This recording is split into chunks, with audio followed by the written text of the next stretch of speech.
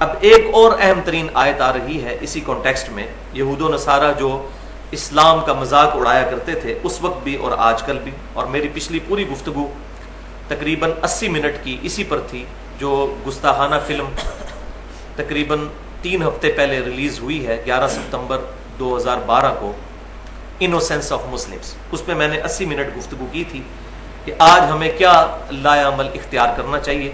یہ ہماری گفتگو جو ہے وہ اہل سنت پاک .com پر اپلوڈ ہو چکی ہے تھرو یوٹیوب کا جو ہمارا چینل ہے 720085. تو انہی کی شرارتوں میں سے ایک شرارت یہ تھی، بسم اللہ الرحمن الرحیم، وَإِذَا نَادَيْتُمْ إِلَى الصَّلَاةِ، اور جب تم بلاتے ہو نماز کی طرف، یعنی اذان دیتے ہو نماز کے لیے، جب تم ندا دیتے ہو، اتخذوها ہزوا ولعبا، تو وہ اس اذان کو، اس ندا کو جو نماز کی طرف ہے، اس کو بھی مذاق بنا لیتے ہیں اور کھیل. ذالک بانہم قوم لا یعقلون، اور یہ حماقت وہ اس لیے کرتے ہیں کہ وہ ایسی قوم ہے جن میں عقل نہیں ہے. عقل نہیں ہے مراد یہ ہے کہ ان کے اندر انٹلیکٹ تو موجود ہے لیکن وہ اپنی عقل کو استعمال نہیں کرتے.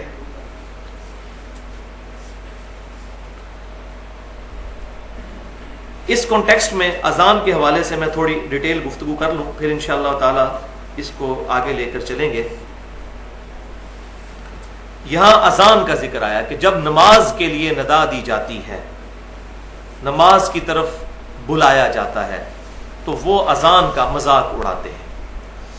اسی طریقے سے اذان کا ذکر سورہ الجمعہ میں بھی ہے کہ جب جمعے کے دن، وَإِذَا نُودِيَ لِلصَّلَاةِ، جب جمعے والے دن، میں یوم الجمعہ، جمعے والے دن جب ندا دی جائے اذان کے لیے، نماز کے لیے اذان دی جائے، فَاسْعَوْا إِلَىٰ ذِكْرِ اللَّهِ وَذَرُوا الْبَيْعَ، تو فوراً اللہ کے ذکر کی طرف لپکو اور تجارت کو وقتی طور پر چھوڑ دو. وہاں بھی اذان کا ذکر ہے، لیکن مزے کی بات یہ ہے کہ اذان کے کلمات قرآن پاک میں کہیں بھی مینشن نہیں ہوئے کہ کس انداز میں اذان دی جائے گی. اب اس کا واحد سورس ہمارے پاس سنت ہے، اور سنت وہ جو صحیح احادیث سے ڈرائیو ہو. لہٰذا وہ لوگ جو منکرین حدیث ہیں ان کے لیے یہ آیات بھی بہت بڑا چیلنج ہے کہ ان کے پاس کوئی ایسی چیز موجود نہیں جس کی بنیاد پر وہ یہ بتا سکیں کہ نماز کے لیے ندا کس طرح دینی ہے. منکرین حدیث کے فتنے کے اوپر میں نے 1 گھنٹہ 35 منٹ کی گفتگو کی تھی اہل سنت پاک .com پر، مسئلہ نمبر 35 کے نام سے اپلوڈ ہے، منکرین حدیث کے فتنے کا تحقیقی جائزہ.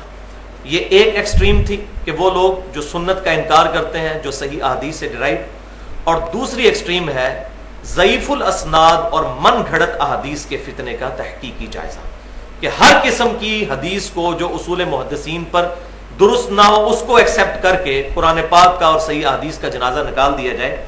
تو یہ پینڈولم کی دوسری ایکسٹریم ہے، جس کو مسئلہ نمبر 36 کے نام سے ہم نے اپلوڈ کیا ہے اہل سنت پاک .com پر، ضعیف الاسناد اور من گھڑت احادیث کے فتنے کا تحقیقی جائزہ. یہ دونوں گفتگو اپنے اعتبار سے اہم ترین ہیں. تو میں ساتھ ساتھ حوالے اس لیے دے رہا ہوں کہ ہر دفعہ گفتگو کرنا جو ہے وہ موقع اور محل اور ٹائم اتنا نہیں ہوتا، اس لیے میں نے اشارتاً بات کر دی. اب اذان کے حوالے سے 8 صحیح احادیث انشاءاللہ تعالی اس کانٹیکسٹ میں بیان کروں گا. اور آج میں جب لیکچر تیار کر رہا تھا اس وقت بھی میرے ذہن میں آیا کہ ایک تو یہ ہے کہ ہم ان آیات کو پڑھتے چلے جائیں، وہ تو ماشاءاللہ سب ہی کرتے آ رہے ہیں، لیکن مسئلہ یہ ہے کہ ان آیات کی روشنی میں آج کے لوگوں میں جو اختلافات پائے جاتے ہیں ان کو پازیٹیولی فرقہ واریت کی لعنت سے بالا تر ہو کر ایڈریس کیا جائے. اسی لیے میں نے سوچا کہ اذان کے جو کچھ امپورٹنٹ مسائل ہیں یہاں پر میں بیان کر دوں. پہلی حدیث صحیح بخاری اور صحیح مسلم کی متفق علیہ حدیث ہے کہ امام کائنات سید الاولین والآخرین شفیع المذنبین رحمت للعالمین سیدنا و مولانا امام اعظم محمد رسول اللہ صلی اللہ علیہ وسلم صحابہ اکرام علیہم رضوان کو اذان کے کلمات دوہرے تعلیم فرمایا کرتے تھے اور اقامت کے کلمات اکہرے تعلیم فرمایا کرتے تھے. وہ ڈبل ہوتے تھے، یہ سنگل. اور ساتھ ہی حدیث میں مرود ہے سوائے قد قامت الصلاۃ کے. قد قامت الصلاۃ یہ ایکسٹرا ہوتا تھا اقامت میں 2 دفعہ. دوسری حدیث صحیح مسلم میں ہے کہ آپ صلی اللہ علیہ وآلہ وسلم نے اذان کے کلمات خود تعلیم فرمائے اور کلمات بھی بتائے کہ کون کون سے ہیں. اللہ اکبر اللہ اکبر، اللہ اکبر اللہ اکبر، اشہد ان لا الہ الا اللہ، اشہد ان لا الہ الا اللہ، اشہد ان محمد رسول اللہ، اشہد ان محمد رسول اللہ، محمد در رسول اللہ. کیونکہ ان آیا ہے، ان جو ہے وہ آگے محمدن کو 2 پیشوں کو زیر میں بدل دے گا. اشہد ان محمد در رسول اللہ. اور کلمے میں ہوتا ہے محمد الرسول اللہ. تو بیسیکلی یہ محمدن ہی لفظ ہے، لیکن چونکہ پیچھے جو ہے وہ ان آیا ہے، یہ اس کو زیر میں کنورٹ کر دے گا. حی علی الصلاۃ، حی علی الصلاۃ، یہ آخر میں تے ہے. الصلاۃ یہ لفظ ہے لیکن وقف ہو کر ہا بن جاتا ہے. حی علی الصلاۃ، حی علی الصلاۃ 2 دفعہ. حی علی الفلاح، حی علی الفلاح. اس میں دوسرے والی ہے ہے جو حلق سے نکلتی ہے، ہا حلوائی والی ہے جس کو اردو میں کہتے ہیں. اللہ اکبر اللہ اکبر، لا الہ الا اللہ. اب ہمارے اہل تشیع بھائی جو ہیں ان میں بھی کلمات تو یہی ہیں، تھوڑے سے فرق کے ساتھ، اور وہ بھی میں سمجھتا ہوں کہ وقت کے ساتھ ساتھ جو ایگزیجریشن آئی اس کا نتیجہ ہے، ورنہ اوریجنلی اذان کے کلمات یہی ہے. البتہ انہوں نے جو ایڈیشن کی سیدنا علی رضی اللہ تعالیٰ عنہ کے بارے میں، تو ہم اس ایڈیشن کو کفر تو نہیں سمجھتے. ظاہر ہے کہ سیدنا علی کو ولی اللہ کہنا یہ کوئی کفریہ جملہ تو نہیں، یہ تو اسلام کا حصہ ہے. لیکن اذان کے ساتھ اس کو ایڈ کر دینا نبی صلی اللہ علیہ وسلم کی تعلیم فرمائے بغیر، تو یہ بدعت ہے. اس کو ہم بدعت کہیں گے، کفر اور شرک نہیں کہیں گے. لہذا پازیٹیولی ان کو ایڈریس کرنا چاہیے. اور مزے کی بات یہ ہے کہ ہمارے اہل تشیع بھائی جب نماز کے اندر کلمہ پڑھتے ہیں تشہد میں، اشہد ان لا الہ الا اللہ و اشہد ان محمد عبدہ و رسولہ، ادھر علی ولی اللہ کوئی نہیں ہے، ان کی کتابیں بھی اٹھا کے دیکھ لیں. لیکن کلمے میں اور اذان میں انہوں نے یہ ایڈیشن کی. لیکن میں بار بار کہہ رہا ہوں کہ یہ ایڈیشن جو ہے کفر اور شرک نہیں ہے جب تک کہ کوئی علی رسول اللہ نہ کہہ دے، وہ کفر ہو جائے گا. جو بدقسمتی سے ہمارے اہل سنت کے ہاں 2 ایسے مکاتب فکر ہیں جن کے اندر ایسے کلمات ہمیں ملتے ہیں، اس پر میرا ایکسکلوسیو ریسرچ پیپر ہے اندھا دھند پیروی کا انجام، جس کے اندر ایک بہت بڑے دیوبندی عالم ہیں جن کے مرید نے کلمہ پڑھا اور انہوں نے اپنے مرید کو انڈورس کیا، لا الہ الا اللہ اشرف علی تھانوی رسول اللہ والعیاذ باللہ. یہ کلمہ کفر ہے. اسی طریقے سے بریلوی مکتبہ فکر میں بھی حشت بہشت ایک کتاب ہے، اس میں بھی یہ واقعہ موجود ہے، شبیر بردر سے چھپی ہوئی ہے، بریلویوں نے خود چھاپی ہے، معین الدین چشتی صاحب کے ریفرنس سے. واللہ عالم انہوں نے کہا یا نہیں کہا، البتہ ان کا تو دعویٰ یہی ہے کہ جب ان کے پاس کوئی مرید ہونے آتا تھا تو وہ کلمہ پڑھواتے تھے لا الہ الا اللہ چشتی رسول اللہ. یہ کلمہ کفر ہے. علی ولی اللہ کلمہ کفر نہیں ہے، وہ زیادہ سے زیادہ بدعت ہوگا اگر کلمے میں یا اذان میں ایڈ کیا جائے. ویسے کوئی پڑھتا رہے تو پڑھے، علی ولی اللہ، علی اللہ کا ولی ہے، سیدنا ابو بکر بھی اللہ کے ولی ہیں، سیدنا عمر بھی ولی ہیں، سیدنا عثمان بھی ولی ہیں، تمام صحابہ کرام علیہم رضوان اللہ کے اولیاء ہیں. تیسری حدیث سنن نسائی میں، یہ جو بہت بڑا اہل بدعت کی طرف سے اہل سنت پر اعتراض ہوتا ہے کہ یہ جو فجر کی اذان ہے جی، اس میں الصلاۃ خیر من النوم کے الفاظ سیدنا عمر ابن خطاب رضی اللہ تعالی عنہما رضی اللہ تعالی عنہ انہوں نے تعلیم فرمایا. تو یہ بہت بڑا جھوٹ ہے. کسی صحیح سند سے یہ بات ثابت نہیں کہ سیدنا عمر نے اذان کے اندر یہ ایڈیشن کی ہو. وہ کیسے کر سکتے تھے؟ نبی صلی اللہ علیہ وسلم اپنا دین مکمل فرما کر گئے ہیں. آپ صلی اللہ علیہ وسلم کے دین کو کمپلیٹ کرنے کے لیے امت میں سے کسی بندے کی بھی کوئی ان پٹ کی ضرورت نہیں. اجتہادی مسئلے الگ، لیکن دین کی جو بیسکس ہیں اس میں کوئی بندہ رد و بدل نہیں کر سکتا. یہ ہو ہی نہیں سکتا کہ وہ یہ کام کرتے، ورنہ تو اس وقت مخالفت کھڑی ہو جاتی. جیسا کہ جامعہ ترمذی میں صحیح سند کے ساتھ موجود ہے کہ سیدنا عمر فاروق رضی اللہ تعالیٰ عنہ نے پولیٹیکل ڈیسیژن لیتے ہوئے اپنے زمانے میں حج تمتع پر پابندی لگا دی کہ ایک سفر میں حج اور عمرے کو جمع نہیں کیا جا سکتا. ان کی نیت پیچھے یہ تھی کہ لوگ حج کے لیے الگ سے سفر کریں, عمرے کے لیے الگ سے سفر کریں, تاکہ پورا سال خانہ کعبہ کی رونق رہے. لیکن ظاہر ہے صحابہ کرام علیہم رضوان کہاں اس طرح کی ڈیسیژن قبول کرتے تھے. اپنے بیٹے نے عبداللہ بن عمر رضی اللہ تعالیٰ عنہ انہوں نے مخالفت کر دی. ان کے پاس کچھ لوگ آئے, انہوں نے کہا کہ آپ کے والد تو حج تمتع سے منع کرتے ہیں. تو انہوں نے بالکل کلیئر کٹ جواب دیا کہ اگر کسی معاملے میں نبی صلی اللہ علیہ وسلم اجازت مرحمت فرما دے اور میرا باپ اس کی مخالفت کرے تو بتاؤ کس کی بات مانی جائے گی. تو لوگوں نے کہا کہ رسول اللہ کی صلی اللہ علیہ وسلم. تو انہوں نے کہا پھر آپ صلی اللہ علیہ وسلم نے حج تمتع کیا ہے اور ہمیں اس کی اجازت دی ہے, ہم نبی صلی اللہ علیہ وسلم کی سنت کو نہیں چھوڑ سکتے. اس سے بڑھ کر کے سیدنا عثمان غنی رضی اللہ تعالیٰ عنہ نے جب اپنے مبارک دور میں بالکل اسی طریقے سے حج تمتع پر پابندی لگائی تو بخاری اور مسلم دونوں میں موجود ہے. یہ حدیث پتہ نہیں کیوں چھپاتے ہیں اہل سنت, حالانکہ یہ حدیث بخاری اور مسلم میں. سیدنا علی نے خط لکھا سیدنا عثمان کو جس میں یہ الفاظ تھے کہ میں کسی بھی شخص کی وجہ سے اپنے نبی کی سنت کو چھوڑ نہیں سکتا, خواہ آپ بھی کیوں نہ ہو. سیدنا عثمان نے آگے سے نہیں کہا کہ علیکم بسنتی و سنت الخلفاء الراشدین المہدیین, تم پر میری سنت اور خلفاء راشدین کی سنت لازم ہے. یہ صحیح حدیث ہے سنن ابی داؤد, سنن ابن ماجہ اور جامعہ ترمذی کے اندر. لیکن ان کو پتا تھا کہ یہ تمام سنتیں اس صورت میں جب صحابہ کرام علیہم رضوان بھی اتفاق رائے کر لیں خلیفہ راشد کے ساتھ. تو سیدنا عثمان کو, سیدنا عمر رضی اللہ تعالیٰ عنہما کو اپنا ڈیسیژن واپس لینا پڑا. تو الصلاۃ خیر من النوم کے الفاظ نبی صلی اللہ علیہ وسلم نے خود تعلیم فرمائے, اور یہ ہے تیسری حدیث سنن نسائی کی کہ آپ صلی اللہ علیہ وسلم صحیح سند کے ساتھ موجود ہے. ابو داؤد میں بھی ہے لیکن وہ سند ضعیف ہے. صحیح سند کے ساتھ سنن نسائی کے اندر ہے کہ آپ صلی اللہ علیہ وسلم فجر کی اذان کے لیے الصلاۃ خیر من النوم کے الفاظ تعلیم فرمایا کرتے تھے. تو یہ آپ نے خود فرمائے ہیں. لہذا یہ جو اتنا بڑا انہوں نے فرقہ وارانہ ایک مسئلہ کھڑا کیا ہوا تھا وہ الحمدللہ ختم ہوا بدعت کی سپورٹ میں جو لے کر آتے تھے. چوتھی حدیث جامعہ ترمذی میں ہے کہ سیدنا بلال رضی اللہ تعالی عنہ جب بھی اذان دیا کرتے تھے تو اپنی دونوں انگلیاں جو ہے وہ کانوں میں یوں داخل کرتے تھے, اور اس کا مقصد یہ ہوتا ہے آواز کو اونچا کرنا, کیونکہ جب یہ دونوں انگلیاں یہ کان کے سوراخوں میں رکھنی ہے, باہر نہیں رکھنی جیسے لوگوں نے ایسے رکھی ہوتی ہے, باہر نہیں ہے, سوراخ کے اندر رکھنی ہے. اور اس کا مقصد یہ ہوتا ہے کہ جب آپ ان انگلیوں کو کان کے اندر داخل کرتے ہیں تو آپ کو بڑی ہلکی آواز آتی ہے اپنی بھی, تو آپ جب اونچی اذان دیتے ہیں تو آپ کو فیل نہیں ہوتا اس وقت. ورنہ اگر آپ یہ کانوں پہ انگلیاں نہ اونچا بولیں تو اپنے کان درد کرنے لگ پڑتے ہیں. تو یہ آپ دیکھیں گے قاری حضرات بھی جو ہے کبھی اونچی تلاوت کرنا ہو تو وہ یوں کر لیتے ہیں تاکہ اپنی کانوں میں آواز اونچی نہ آئے. تو یہ بھی سنت ہے.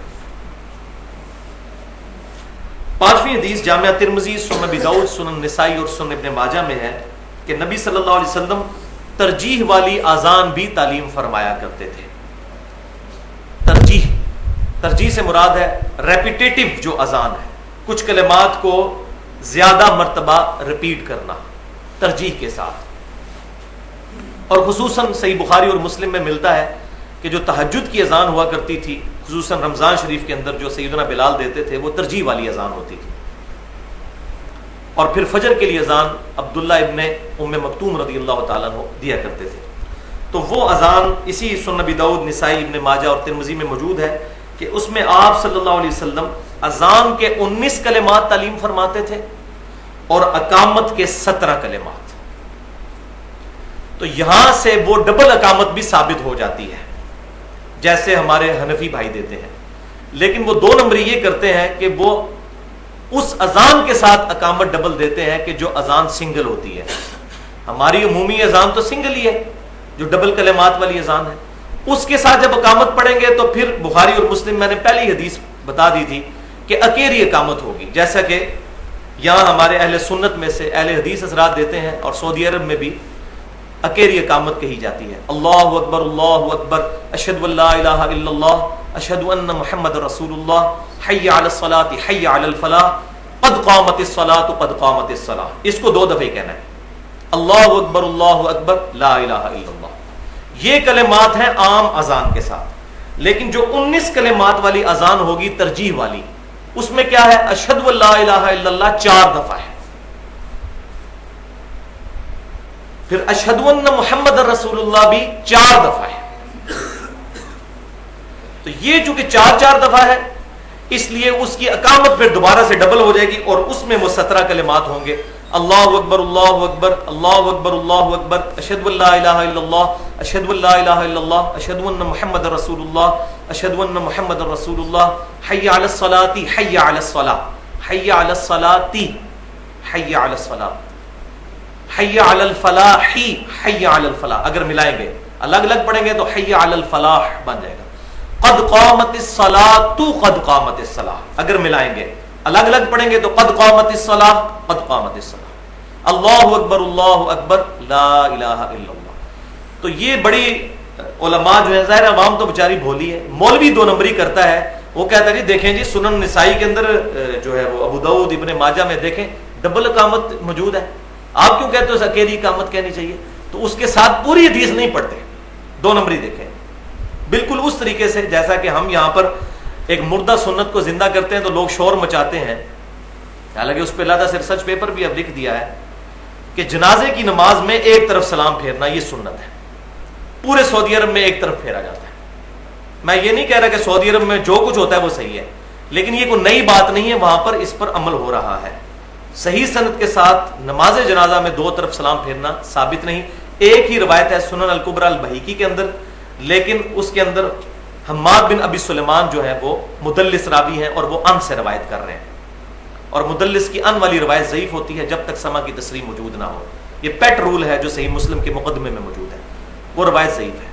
صحیح سند کے ساتھ المصنف عبد الرزاق کے اندر, المصنف ابن ابی شیبہ کے اندر, اسی طریقے سے سنن الکبریٰ بہیقی کے اندر, سنن دارقطنی کے اندر, تمام ان کتابوں کے اندر صحابہ تابعین تبع تابعین اور نبی صلی اللہ علیہ وسلم سے بھی مرفوع یہ موجود ہے کہ آپ صلی اللہ علیہ وسلم جنازے میں ایک طرف سلام پھیرا کرتے تھے.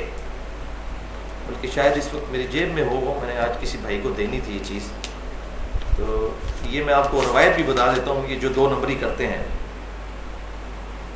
ہاں جی, المصنف ابن ابی شیبہ میں 3 جلد میں 306 نمبر صفحے پہ ہے کہ ابراہیم نخعی رحمۃ اللہ علیہ, جو امام حنیفہ رحمۃ اللہ علیہ کے دادا استاد ہیں اور بخاری اور مسلم کے متفقن علیہ راوی ہیں, وہ فرماتے ہیں, یہ تابعی ہیں, کہ سجدہ سہو میں اور جنازے کا ایک ہی سلام ہے. سجدہ سہو میں بھی ایک سلام ہے اور جنازے میں بھی ایک سلام ہے. سجدہ سہو کے 3 طریقے ہیں. 2 تو وہ ہیں جو بخاری اور مسلم میں آئے کہ پوری اتحیات پڑھنے کے بعد 2 سلام پھیرنے سے پہلے ڈائریکٹ 2 سجدے کیے جائیں, پھر دونوں طرف سلام پھیر لیے جائیں. ایک یہ طریقہ جو بخاری اور مسلم میں ہے.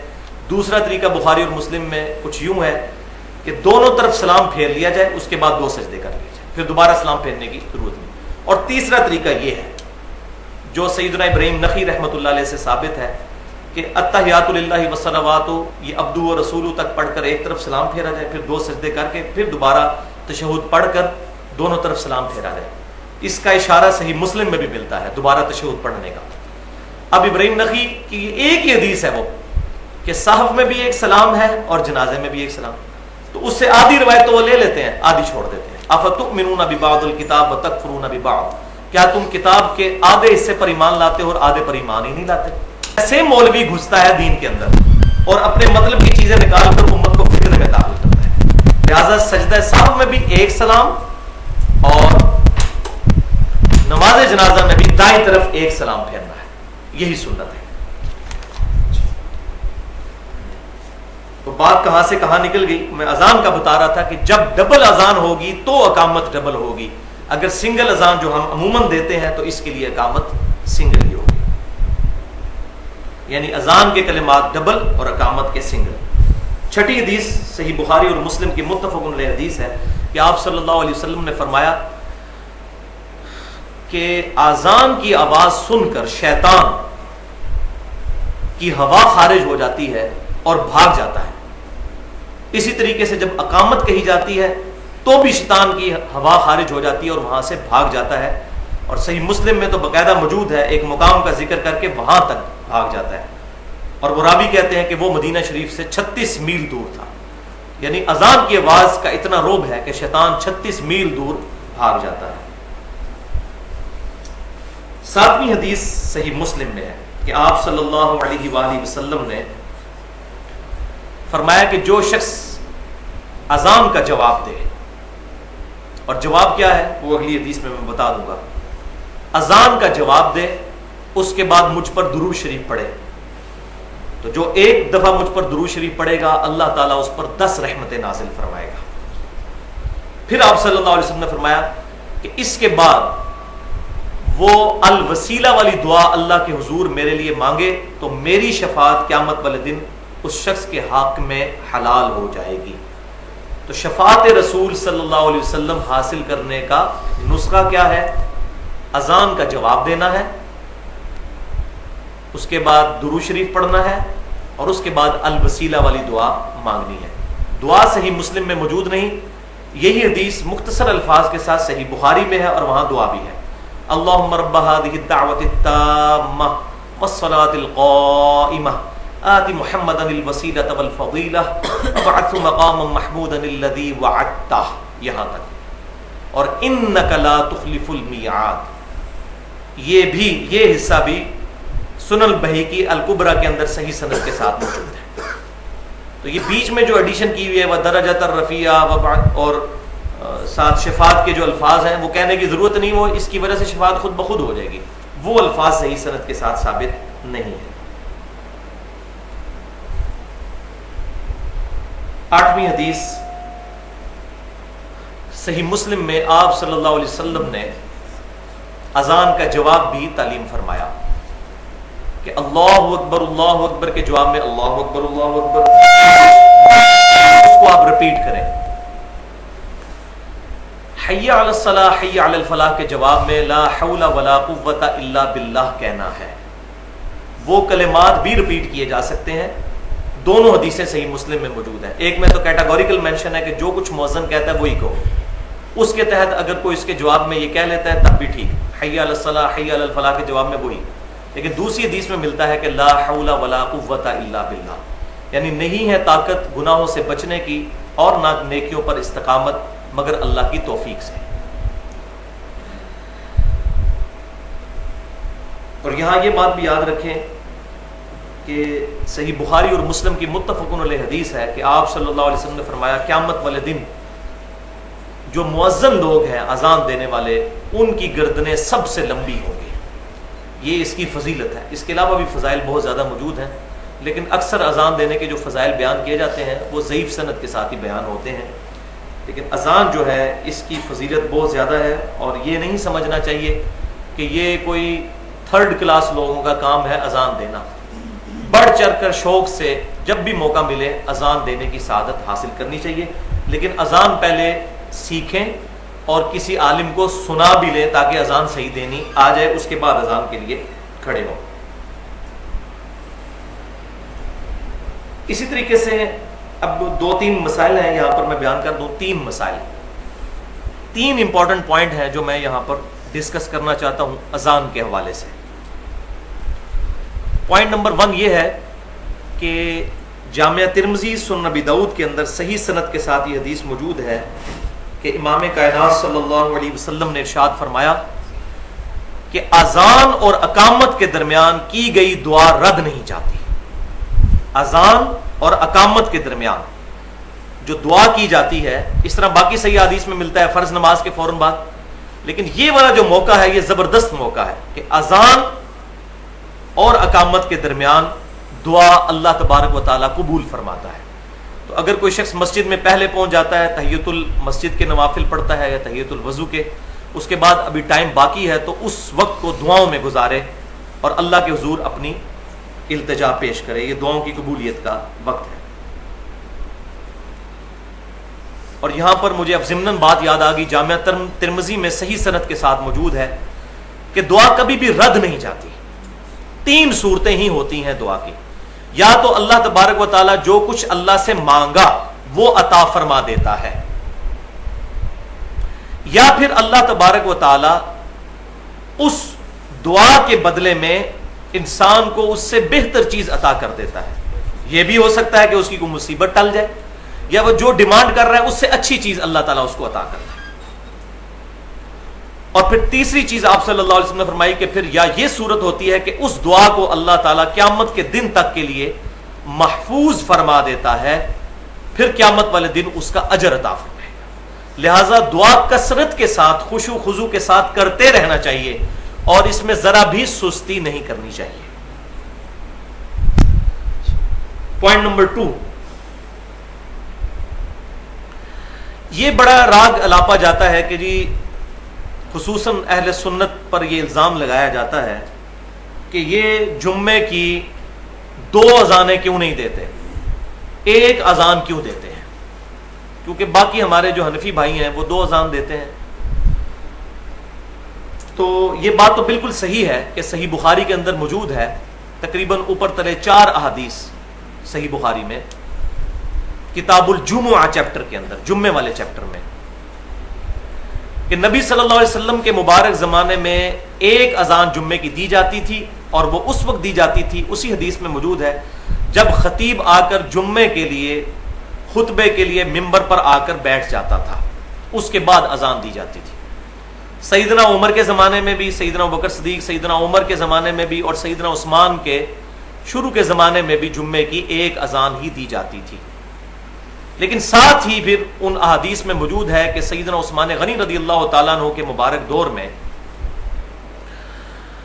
کثرت کے ساتھ لوگوں کی تعداد ہو گئی، یعنی لوگ بڑھ گئے بہت زیادہ جو جمعے والے تھے مدینہ شریف میں، اور بازار بھی کافی پھیل گیا تھا۔ تو سیدنا عثمان غنی رضی اللہ تعالی عنہ نے جمعے کی دوسری اذان شروع کروائی، اور ایک روایت میں ہے تیسری اذان۔ تو وہ تمام محدثین جو ہیں وہ اس پہ یونانیمسلی ایگریڈ ہیں کہ وہ تیسری اذان سے مراد ہے، پہلے ہی 2 اذانیں ہوتی تھی، ایک اذان اور ایک اقامت، کیونکہ اقامت کو بھی اذان کا ایکویلنٹ گنا جاتا ہے۔ تو ایک حدیث دوسرے کی شرح کرتی ہے، تو ساتھ وہ 2 اذانوں والی بھی ہے اور 3 اذانوں والی بھی، لیکن اس میں تمام محدثین جو ہیں وہ متفق ہیں، بریلوی، دیوبندی، اہل حدیث، تمام جب ترجمہ کرتے ہیں اس حدیث کا تو ساتھ بریکٹ میں لکھ دیتے ہیں کہ 3 سے مراد ہے 2 اذانیں اور ایک اقامت۔ میں اس لیے بتا رہا ہوں، ہو سکتا ہے آپ پڑھیں تو 3 کا ذکر ہے تو سمجھ نہ آئے اس وقت بات۔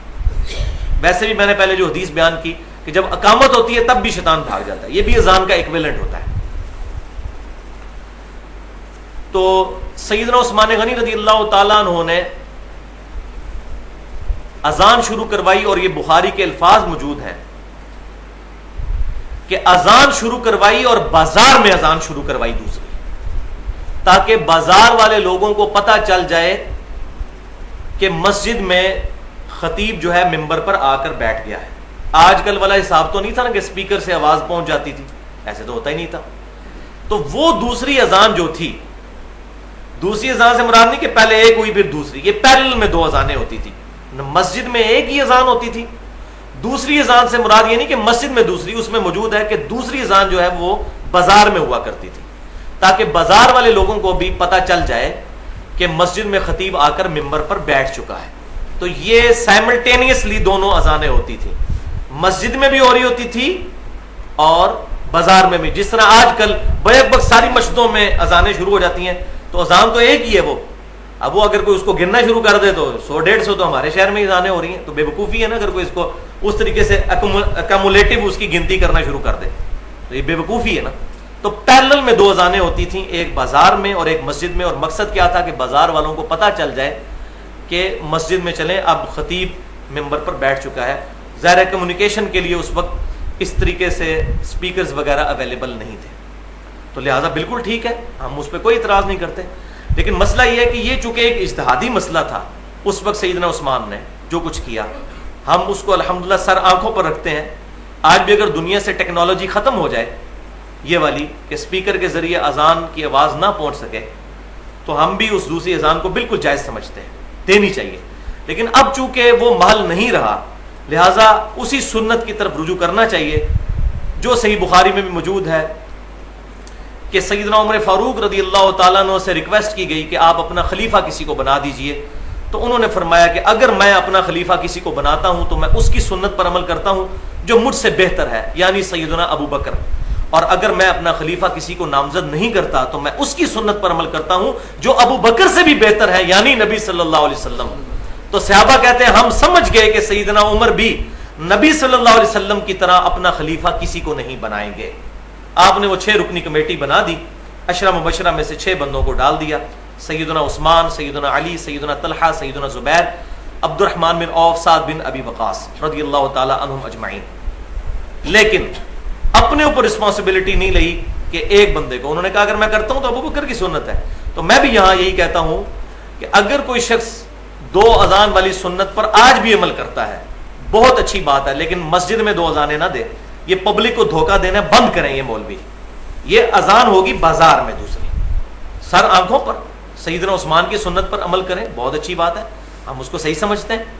لیکن مسجد میں دیں گے تو پھر ہم کہیں گے کہ پھر اب یہ بدعت کی طرف جانے والی بات ہے، کیونکہ مسجد میں سیدنا عثمان سے ثابت نہیں ہے. ان پر یہ جھوٹی تہمت نہ لگائی جائے. وہ حدیثیں خود کھول کر پڑھیں تو پتہ چلے گا کتنا بڑا دھوکہ ان مولویوں نے ہمیں دیا ہوا ہے.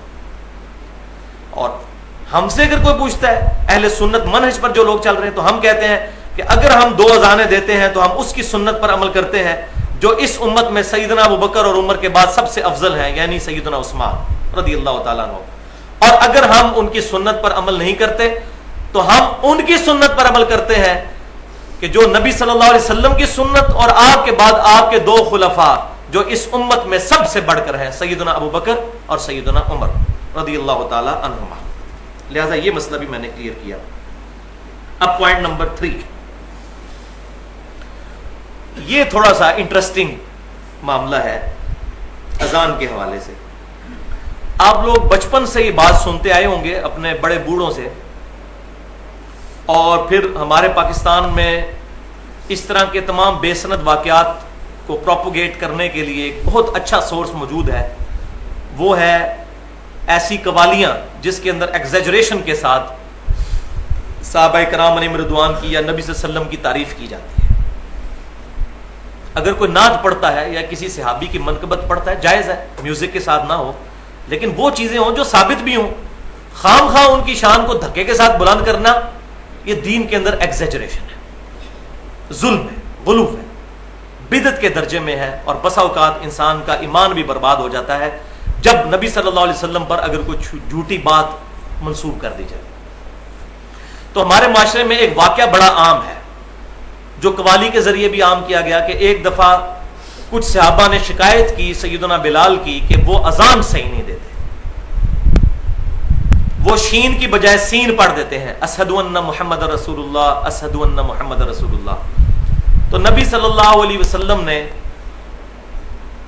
صحابہ کرام علیہم رضوان کا ریگارڈ کرتے ہوئے، مطلب یہ جو روایت بیان کی جاتی ہے کوئی نہیں ہے، لیکن چونکہ بیان ہو رہی ہے قوالیوں میں بھی اور منقبتوں میں بھی، میں اس لیے بیان کر رہا ہوں. تو نبی صلی اللہ علیہ وسلم نے کہا کہ سیدنا بلال اذان نہیں دیں گے. انہوں نے اذان نہیں دی.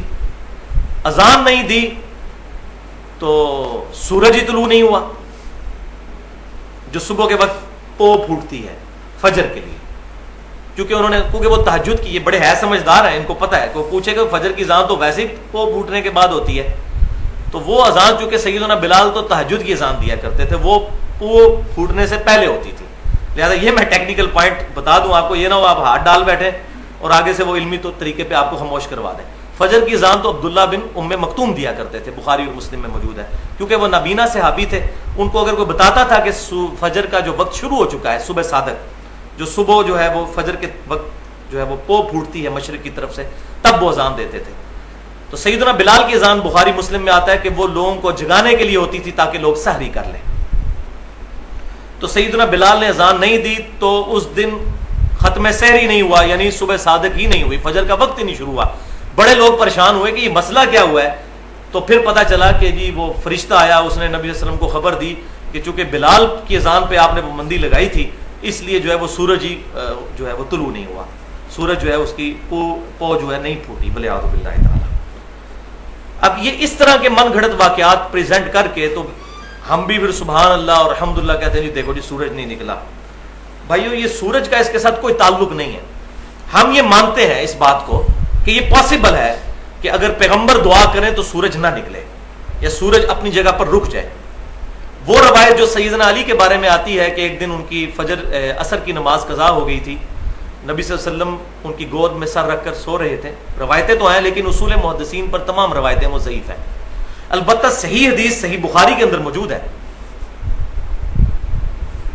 کہ یوشع ابن نون جو خلیفہ اول تھے سیدنا موسیٰ علیہ السلام کے، پہلے صحابی تھے سیدنا موسیٰ کے، بعد میں اللہ تعالیٰ نے ان کو پیغمبر بھی بنا دیا. یوشع ابن نون جن کی سرکردگی میں بنی اسرائیل نے جو ہے وہ فلسطین کو فتح کیا تھا سرائے سینا کے 40 سال گزارنے کے بعد. تو جمعے کا دن تھا اور جنگ جو ہے وہ اپنے عروج پر تھی اور مسلمانوں کے لیے فتح بالکل قریب آ چکی تھی بنی اسرائیل کے لیے. لیکن سورج غروب ہونے کا وقت قریب تھا. اب سورج جب غروب ہو جاتا تو ہفتے کا دن شروع ہو جاتا ہے, کیونکہ اسلامی کیلنڈر جو ہے وہ تو مغرب کے ساتھ شروع ہوتا ہے. اور ہفتے والے دن یہودیوں کے لیے, بنی اسرائیل کے لیے, اس وقت کے جو مسلمان تھے, یہودی اس وقت کے مسلمان تھے, اب چونکہ انہوں نے ہمارے امام کا انکار کیا ہے صلی اللہ علیہ وسلم, اس لیے وہ کافر ہوئے ہیں. ادروائز آج بھی اگر وہ آپ صلی اللہ علیہ وسلم کی تصدیق کر دیں تو ہمارے بھائی ہیں. تو اس وقت تو ظاہر ہے کہ وہ وقت کے پیغمبر کو ماننے والے تھے, مسلمان تھے. تو یوشع ابن نون علیہ السلام چونکہ پیغمبر تھے, صحیح بخاری میں ملتا ہے, انہوں نے اللہ کے حضور دعا کی کہ اے اللہ سورج کو روک دے تاکہ ہم آج کے دن فتح حاصل کر لیں, کیونکہ فتح بالکل قریب ہے. اگر سورج غروب ہو گیا پھر ایک دن کا گیپ آ گیا تو کافروں کو تیاری کرنے کا موقع مل جائے گا. ہفتے والے دن ہم تو قتال کر نہیں سکتے. تو اللہ تعالیٰ نے ان کی دعا قبول کی اور بخاری کے الفاظ ہیں کہ سورج کو روک دیا یہاں تک کہ مسلمانوں کو فتح ہوگی. تو اگر سیدنا یوشع ابن نون علیہ السلام کی دعا پر سورج رک سکتا ہے تو ہمارے پیغمبر صلی اللہ علیہ وسلم کی دعا پر بھی سورج رک سکتا ہے, کوئی پرابلم نہیں ہے. جو چیز صحیح سند سے ثابت ہوگی ہم مانیں گے. چاند 2 ٹکڑے ہوا, بخاری اور مسلم کی متفق علیہ حدیث ہے, ہم مانتے ہیں کہ آپ صلی اللہ علیہ وسلم کی مبارک انگلی کے اشارے سے آپ صلی اللہ علیہ وسلم نے دعا فرمائی تو چاند 2 ٹکڑے ہوا. یہ معجزہ آپ کا ظاہر ہوا اور اس کا اشارتاً ذکر سورۃ القمر کے اندر موجود ہے. تو لیکن بات صحیح سند سے ثابت ہونی چاہیے. تو سیدنا بلال کا یہ واقعہ صحیح سند سے ثابت ہی نہیں ہے. صحیح سند سے جو چیز ثابت ہے وہ بالکل اس کے الٹ ہے, اور وہ ہے صحیح مسلم میں. کوئی عام کتاب نہیں, صحیح مسلم کے اندر کہ غزوہ خیبر سے واپسی پر رات کا کافی حصہ بیت گیا. آپ صلی اللہ علیہ وسلم کی اپنی پرسنل اوپینین یہی تھی کہ فجر کی نماز پڑھ کر سویا جائے, لیکن صحابہ کرام علیہم رضوان کا ارادہ اس طرف تھا کہ یا رسول اللہ صلی اللہ علیہ وسلم تھوڑی دیر آرام کر لیتے ہیں, پھر صبح اٹھ کے نماز فجر کی پڑھ لیں گے. تو آپ صلی اللہ علیہ وسلم نے ان کا ریگارڈ فرماتے ہوئے سیدنا بلال کی ڈیوٹی لگائی. کس کی ڈیوٹی؟ سیدنا بلال. شکر ہے انہی کی ڈیوٹی لگی ہوئی تھی تاکہ اگلا مسئلہ تو کلیئر ہو جائے جو جھوٹی باتیں منسوخ کی ہوئی ہیں. سیدنا بلال رضی اللہ تعالیٰ, ظاہر ان کی ڈیوٹی لگنی تھی کیونکہ وہ مؤذن رسول تھے صلی اللہ علیہ وسلم رضی اللہ تعالیٰ عنہ. ان کی ڈیوٹی لگائی کہ آپ رات کو جاگتے رہیں اور جیسے ہی فجر کی او پھوٹے تو آپ اذان دیں اور ہم سب کو جگائیے نماز کے لیے. تو سیدنا بلال جو ہے وہ مشرق کی طرف جہاں سے سورج طلوع ہوتا ہے اس کی طرف سواری کر کے اپنی سواری پر بیٹھ گئے. اب اللہ کا کرنا ایسا ہوا, اللہ کا کرنا اس اعتبار سے کہ آزمائش آئی مسلمانوں پر کہ سیدنا بلال جو ہے وہ قرآن پاک پڑھتے پڑھتے ہلکی سی انہوں نے سواری پر ٹیک لگائی تو سو گئے. صحیح مسلم کے الفاظ یہ ہیں کہ سب سے پہلے نبی صلی اللہ علیہ وسلم بیدار ہوئے, پھر آپ صلی اللہ علیہ وسلم نے باقی صحابہ کو اٹھایا. اور بیدار کس وقت ہوئے؟ جب سورج اچھا خاصا بلند ہو چکا تھا, یعنی دوحہ کے وقت میں, اشراق کے وقت میں, چاشت کے وقت میں آپ صلی اللہ علیہ وسلم کی آنکھ کھلی. پھر آپ صلی اللہ علیہ وسلم نے سیدنا بلال کو حکم دیا کہ اذان کہیں. پھر آپ صلی اللہ علیہ وسلم نے سورج نکلی ہوئی حالت میں فجر کی نماز جماعت کے ساتھ پڑھائی.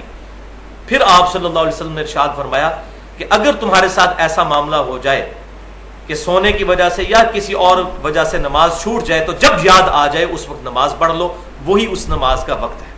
لیکن یہ عادی لوگوں کے لیے نہیں ہے جو روزانہ رات کو لیٹ سوتے ہیں اور پھر فجر کے وقت اٹھتے نہیں, ان کے لیے نہیں ہے مسئلہ, کیونکہ ان کے لیے ہوتا تو پھر تو صحابہ کی بھی روٹین یہی ہوتی کہ وہ اشراق کے وقت میں فجر پڑھ رہے ہوتے.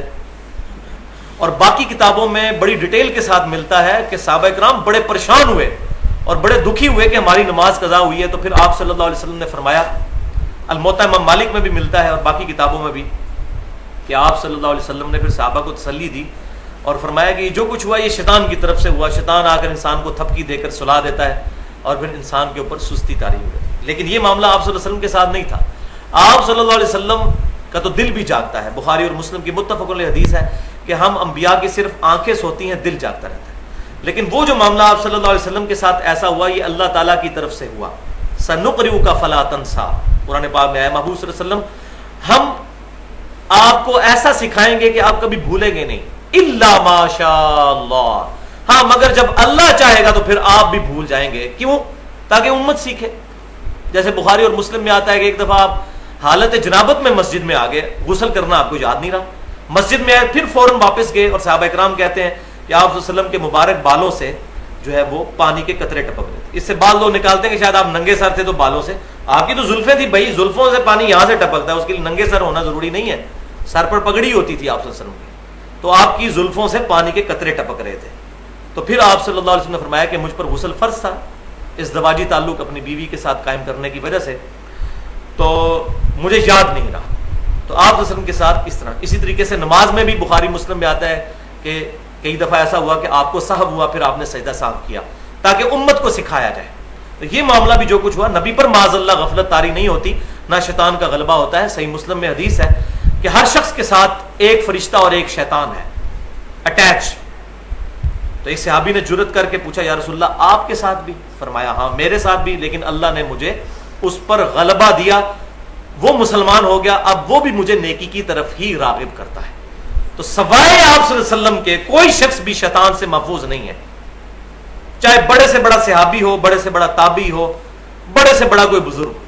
اسی لیے ہم کہتے ہیں کہ امام اس کو مانو، ما ضل صاحبکم وما غوا، تمہارے نبی نہ کبھی بہکے ہیں نہ کبھی بہرا چلے ہیں.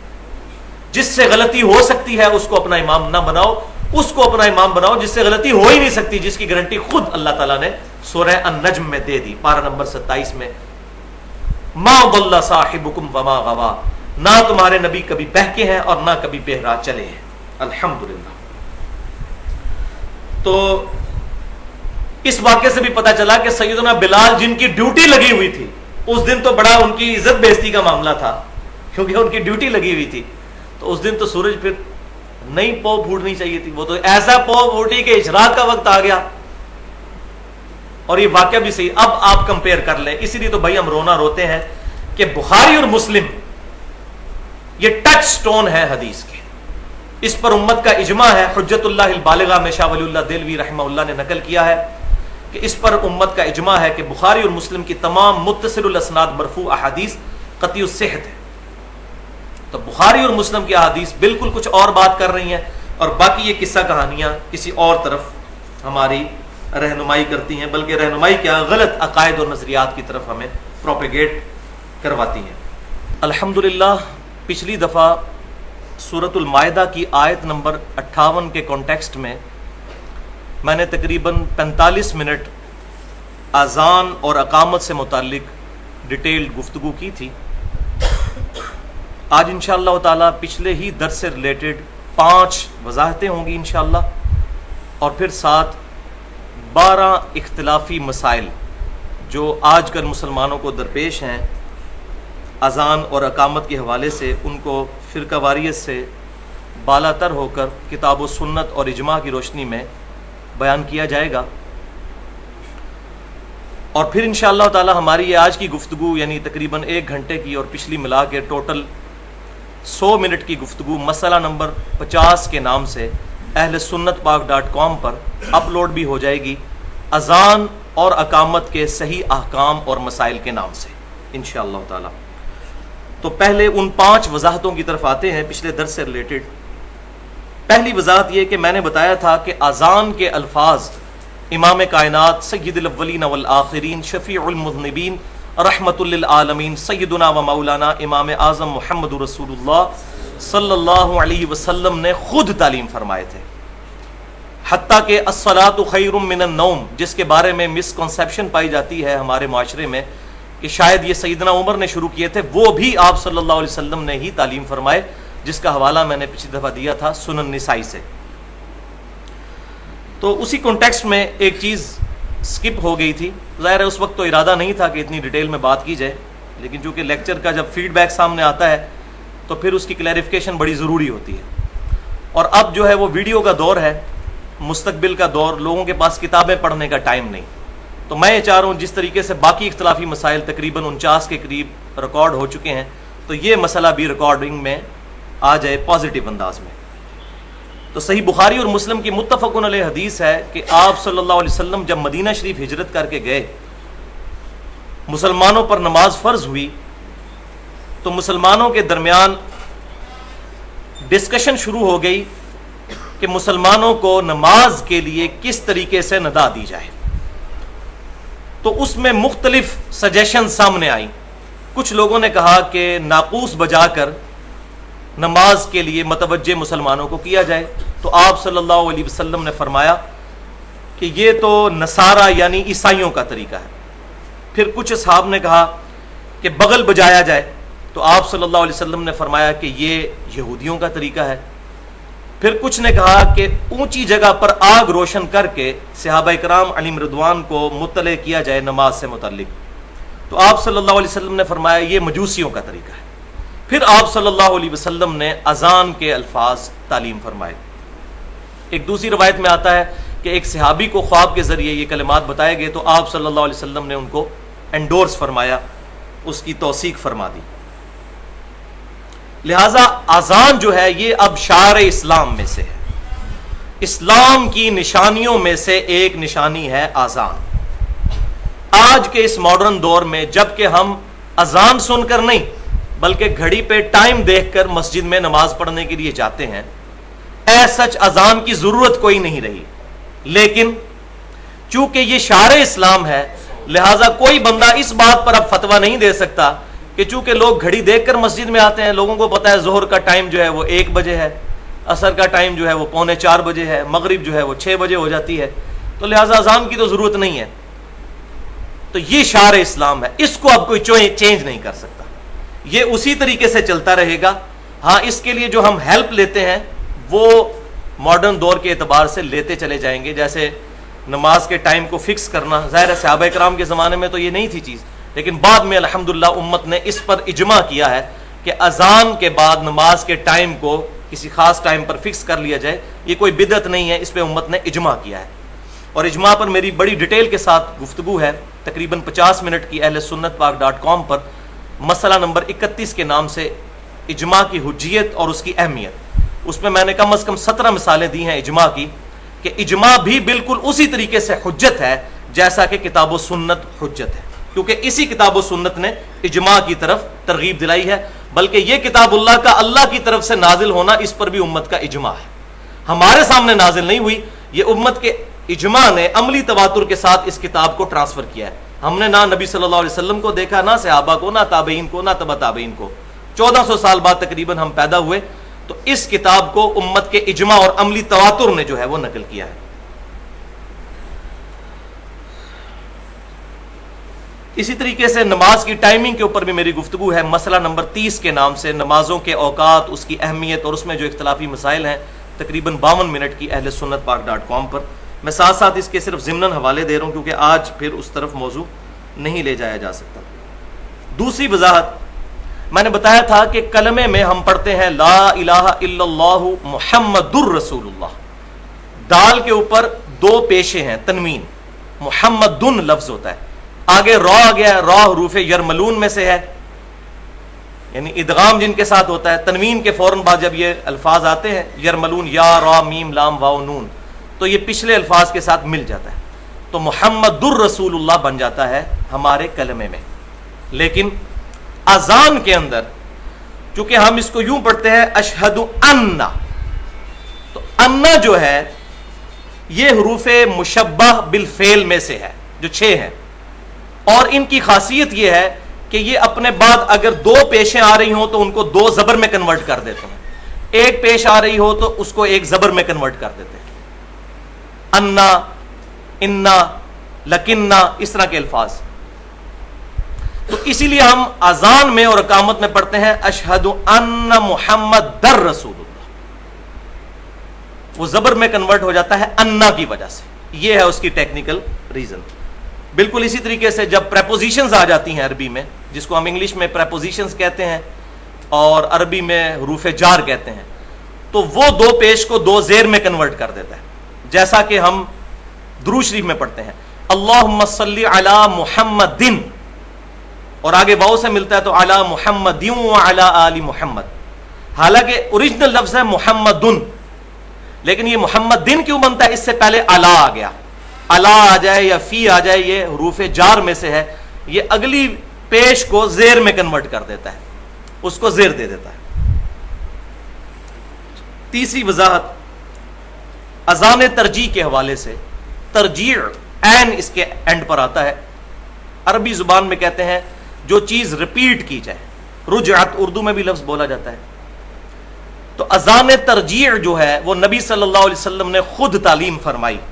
میں نے ڈیٹیل سے پچھلی دفعہ بتایا تھا کہ 19 کلمات آپ صلی اللہ علیہ وسلم اس اذان کے لیے اقامت کے، اور 17 کلمات اذان کے تعلیم فرمایا کرتے تھے۔ اذان ترجیح یہ ہوتی ہے کہ اشہد ان لا الہ الا اللہ اور اشہد ان محمد رسول اللہ، اس کو 4 دفعہ کہا جاتا ہے اذان میں۔ اس کے لیے جب اقامت ہوگی تو وہ ڈبل ہوگی، لیکن میں نے پچھلی دفعہ طریقہ اس کا نہیں بتایا تھا، تو طریقہ بھی سن لیں، صحیح مسلم میں موجود ہے۔ آپ صلی اللہ علیہ وسلم نے خود تعلیم فرمایا کہ اذان جب شروع کی جائے تو اشہد ان لا الہ الا اللہ، اشہد ان لا الہ الا اللہ، اشہد ان محمد رسول اللہ، اشہد ان محمد رسول اللہ، اس کے بعد پھر واپس آئیں اشہد ان لا الہ الا اللہ اور بلند آواز سے پھر یہ 4 کلمات کو ریپیٹ کیا جائے۔ یہ ہے اذان ترجیح، یعنی ریپیٹیشن والی اذان۔ چوتھی وضاحت، اذان کا جواب، اس کے بارے میں نے بتایا تھا کہ 2 حدیثیں ملتی ہیں صحیح مسلم میں۔ ایک میں تو یہ ہے کہ جو مؤذن کہتا ہے اسی کو ریپیٹ کیا جائے، اس میں حی علی الصلاح حی علی الفلاح پر بھی یہی الفاظ ریپیٹ کیے جائیں، اور دوسری صحیح مسلم کی روایت میں ملتا ہے کہ ان کلمات کے جواب میں لا حول ولا قوت الا باللہ کہا جائے، لہذا یہ دونوں درست ہیں طریقے۔ اس میں ایک وضاحت رہ گئی تھی کہ الصلاۃ خیر من النوم کے جواب میں کیا کہا جائے، تو وہ بھی جنرل ہی ہے کہ آپ صلی اللہ علیہ وسلم نے فرمایا جو کچھ مؤذن کہتا ہے وہی کچھ تم کہو، وہ آگے میں بتا بھی دوں گا اس کے فضائل میں۔ تو الصلاۃ خیر من النوم جب مؤذن کہے گا تو ہم نے بھی یہی کہنا ہے۔ ایک روایت جو ہے وہ زبان زد عام ہے کہ اس کے جواب میں کہا جائے صدقتا و بررتا، لیکن وہ روایت کسی بھی اصول محدثین پر ثابت نہیں، اور نہ ہماری کسی میجر بک کے اندر وہ موجود ہے۔ اسی طریقے سے سنن ابی داؤد میں ایک روایت ہے جس میں ایک مجہول راوی ہے، اور وہ روایت بھی ضعیف ہے۔ وہ یہ ہے کہ قد قامت الصلاۃ کے جواب میں اقامہ اللہ و ادامہا کہا جائے، تو وہ روایت بھی اصول محدثین پر ضعیف ہے، لہذا اقامت کا جواب جو ہے وہ ثابت کوئی نہیں ہے۔ اقامہ اللہ و ادامہا، جب حدیث کی صحت ہی صحیح نہیں ہوگی تو ظاہر ہے کہ وہ قابل حجت نہیں رہے گی۔ حدیث کی سند، حدیث تو ٹھیک ہوتی ہے، سند بھی درست ہوگی تب حدیث ثابت ہوگی۔ اور اسی پہ میری ایکسکلوسیو گفتگو ہے، مسئلہ نمبر 36 کے نام سے 1 گھنٹہ اور 25 منٹ کی گفتگو ہے، ضعیف الاسناد اور من گھڑت احادیث کے فتنے کا تحقیقی جائزہ۔ وہ الحمدللہ اہل سنت پاک .com پر رکھی ہوئی ہے، اس میں میں نے اس کو ڈیٹیل سے صحیح مسلم کے مقدمے کی روشنی میں بیان کیا ہے کہ ضعیف احادیث اور من گھڑت احادیث کا فتنہ کس طریقے سے امت میں آیا، اور اس کی وجہ سے امت میں کیسے فرقہ واریت پھیل گئی، اور اگر ہم ان روایتوں کو مان لیں تو بعض اوقات ہمیں اپنے ایمان سے ہی ہاتھ دھونا پڑے گا۔ اس میں نے 5 مثالیں ایسی بیان کی ہیں اہل سنت کی کتابوں میں سے، اگر ان کو ہم درست مان لیں صرف اس بنیاد پر کہ چونکہ کتاب میں آ گئی تو ہمارا ایمان ہی برباد ہو جائے۔ وَلِعَوْذُ بِاللَّهِ تَعَالَى۔ 5ویں وضاحت وہ ہے صحیح بخاری اور صحیح مسلم کے ریفرنس سے میں نے ایک حدیث بتائی تھی جس کی ڈیٹیل تو آتی ہے صحیح مسلم میں، کہ آپ صلی اللہ علیہ وسلم نے فرمایا جس شخص نے اذان کا جواب دیا، یعنی وہی کلمات ریپیٹ کیے، حی علی الصلاح حی علی الفلاح پر وہی کلمات بھی کہہ سکتے ہیں، اور لا حول ولا قوت الا باللہ، اور دونوں کہہ لیں تب بھی ٹھیک ہے۔ اس کے بعد اس نے درود شریف پڑھا، اور پھر میرے لیے اللہ کے حضور الوسیلہ کی دعا مانگی، تو قیامت والے دن میری شفاعت اس کے لیے حلال ہو جائے گی۔ یہ ہے شفاعت رسول صلی اللہ علیہ وآلہ وسلم حاصل کرنے کا نسخہ۔ 3 اعمال کرنے ہیں، اذان کا جواب دینا ہے، درود شریف پڑھنا ہے، اور الوسیلہ والی دعا مانگنی ہے۔ وہ صحیح مسلم میں تو نہیں، البتہ وہ صحیح بخاری میں ہے، میں نے پچھلی دفعہ وہ دعا بھی پڑھ کر بتائی تھی۔ 2 مزید فضائل اور ہیں جو میں چاہ رہا ہوں کہ ہمارے اس گفتگو کے اندر شامل ہو جائیں۔ ایک یہ کہ صحیح مسلم میں ہی ہے کہ جس شخص نے صدق دل کے ساتھ اذان کا جواب دیا، صدق دل کے ساتھ مراد کیا کہ وہی جو کلمات مؤذن کہہ رہا ہے اس کو دل کے ساتھ انڈورس کیا کہ اللہ اکبر، واقعی بڑائی اللہ کے لیے ہے۔ اسی طریقے سے اشہد ان لا الہ الا اللہ، اشہد ان محمد رسول اللہ، دل نے بھی گواہی دی کہ میں جو کچھ کہہ رہا ہوں اس پر میرا ایمان پختہ ہے، کنوکشن والا میرا ایمان ہے۔ تو آپ صلی اللہ علیہ وسلم کے صحیح مسلم میں الفاظ ہیں جس نے صدق دل سے اذان کا جواب دیا تو وہ جنت میں داخل ہوگا، الحمدللہ۔ لیکن اذان کے دو جواب ہیں، ایک تو یہ جواب ہے کہ وہ کلمات ریپیٹ کرنے ہیں، اور ایک ہے اذان کا پریکٹیکل جواب کہ مسجد میں نماز کے لیے جانا ہے، کیونکہ صحیح بخاری اور مسلم کی متفق علیہ حدیث ہے، اور سنن نسائی میں اس کی ڈیٹیل بھی ملتی ہے کہ یہ پرٹیکولر فجر کی نماز کے بارے میں آپ صلی اللہ علیہ وسلم نے فرمایا، کچھ صحابہ غائب تھے تو آپ صلی اللہ علیہ وسلم نے فرمایا، بخاری اور مسلم کی متفق علیہ حدیث، کہ میرا دل کرتا ہے کہ میں اپنی جگہ کسی اور کو امام مقرر کروں اور ان لوگوں کے گھروں کو آگ لگا دوں جو کہ مسجد میں جماعت کے ساتھ نماز نہیں پڑھتے، اگر مجھے بچوں اور عورتوں کا خیال نہ ہو، وَلِعَاذُ بِاللَّهِ تَعَالَى۔ رحمت للعالمین کا گاڑا فتویٰ جو ساری کائنات کے لیے رحمت ہے، لیکن ایز فار ایز حقوق اللہ از کنسرنڈ، پروفٹ صلی اللہ علیہ وسلم کوئی کمپرومائز نہیں کرتے تھے۔